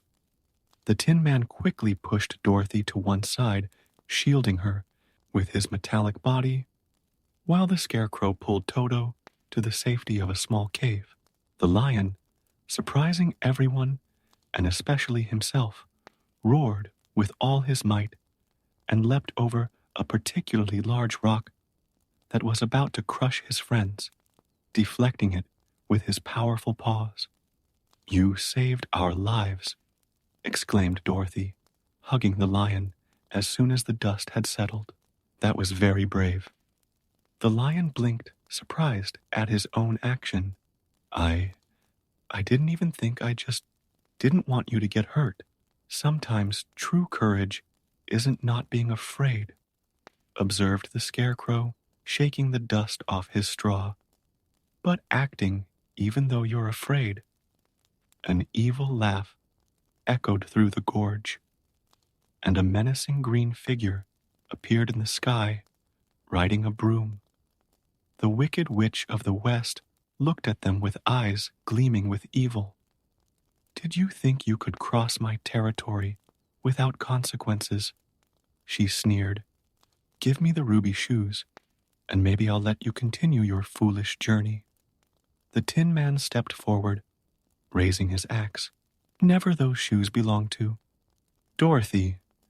The witch let out another laugh, then prepared to face even worse consequences. With a flick of her broom, she disappeared in a cloud of green sulphurous smoke. "We need to keep moving," said Dorothy, with determination. Although her voice betrayed her fear, the Emerald City can't be too far away now. The group moved on, more united than ever. The Tin Man kept his axe ready. The Scarecrow watched the sky intently, and the Lion, inspired by his moment of bravery, walked with his head held a little higher. At dusk, they found a small oasis near the road with a spring of crystal clear water. While Dorothy and Toto rested, the Tin Man stood guard. The Scarecrow collected fruit for dinner, and the Lion, surprised at himself, made rounds of the camp's perimeter. "You know," said the Lion, returning from one of his rounds, "even though I'm still afraid, I feel that with you, I'm stronger. Maybe I don't need to be brave on my own." The Tin Man nodded. "And even without a heart, I feel something special for all of you." "Is that friendship?" "If I had a brain," added the Scarecrow, "I could explain why we've become so close. But even without it, I know I've found a real family." Dorothy smiled, feeling warmed by the affection of her unusual friends. The Wicked Witch of the West might be powerful, but there was something even stronger uniting that peculiar group, a bond forged through adversity and strengthened by a shared determination to make their dreams come true. The night advanced, and the stars of Oz, different from those of Kansas, shone in the sky like diamonds. Dorothy fell asleep to the sound of the Scarecrow humming softly, the occasional creak of the Tin Man's joints, and the Lion's soft snores. Tomorrow they would face new challenges, but together they knew they could overcome any obstacle the Wicked Witch of the West put in their way. Dawn brought with it a greenish sky on the horizon, not the menacing green of the Wicked Witch of the West, but a soft, shimmering glow that made Dorothy's eyes widen in amazement. In the distance, emerging from the morning mist, was the Emerald City. "It's even more beautiful than I imagined," exclaimed Dorothy, observing the towers and domes that glittered like jewels in the light of the rising sun. The group resumed their journey with renewed vigor. The Tin Man had spent the night polishing his metallic surface until it shone. The Scarecrow had adjusted his stubble to look more presentable, and even the Lion had tried combing his mane with his claws, although the result was somewhat disheveled. As they approached the city, the yellow brick road became wider and more manicured. Fields of red poppies stretched out on either side, their sweet scent filling the air. Dorothy felt her eyes grow heavy. "Something's wrong," warned the Tin Man, noticing Dorothy staggering. "Those flowers, they look bewitched." The Lion also began to yawn, his steps getting slower. "I'm so sleepy." "It's the witch's magic," cried the Scarecrow. "Poppies are enchanted to make you sleep forever." The Tin Man, who couldn't be affected by the scent of the flowers because he couldn't breathe quickly, took Dorothy in his arms. The Scarecrow tried to help the Lion, but he was too light to support the weight of the big cat who had already fallen into a deep sleep. "We've got to get them out of here," exclaimed the Tin Man, carrying Dorothy and Toto, who had also fallen asleep. With a joint effort, the Tin Man and the Scarecrow managed to drag their friends out of the poppy field. As soon as they reached a safe area of green grass, silver snow began to fall gently on them. More magic from Glinda the Good Witch to break the poppy's spell. Dorothy and Toto woke up first, followed by the lion, who looked ashamed to have succumbed to the spell. "Some king of beasts I am," he muttered. "It's not your fault," consoled Dorothy. "It was the witch's black magic." Finally, they reached the gates of the Emerald City. They were huge, made of pure emerald, and decorated with intricate golden carvings. A guard wearing green glasses answered them through a small window.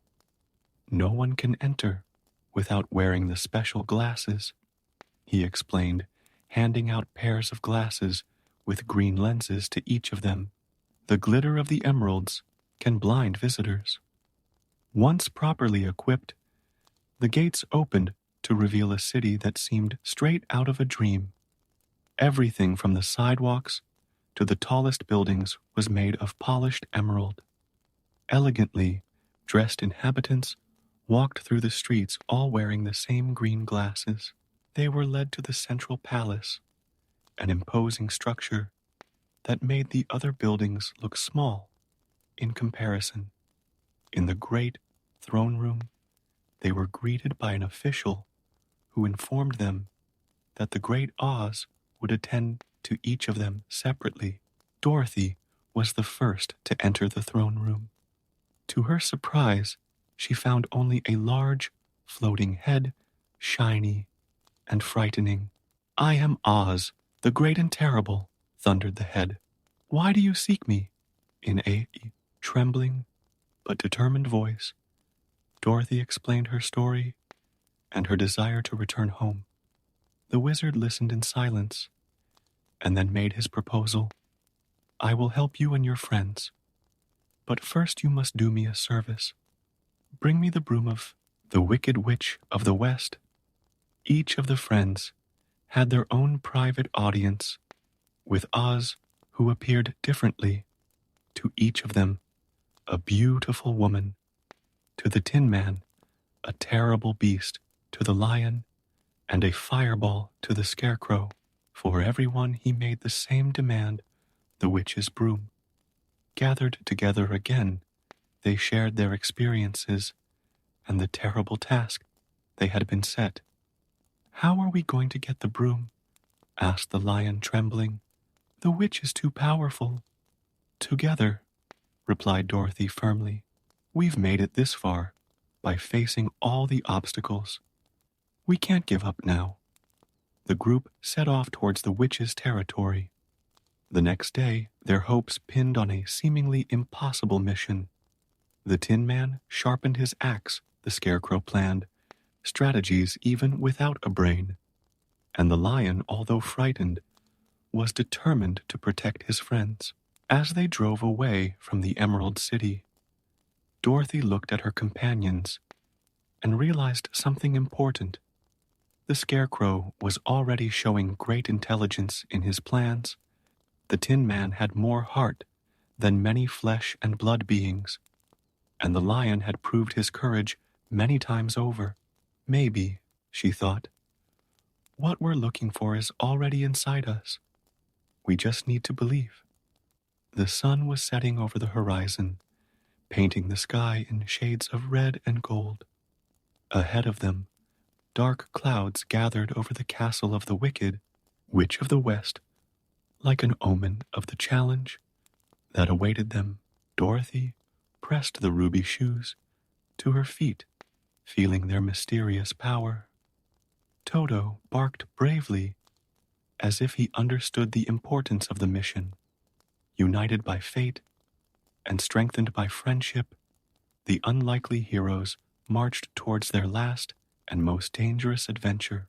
The wind whispered through the trees, carrying with it the promise that no matter the outcome, they would face whatever lay ahead together. After all, the real magic was not in the ruby shoes or the witch's powers, but in the bonds they had forged along their extraordinary journey.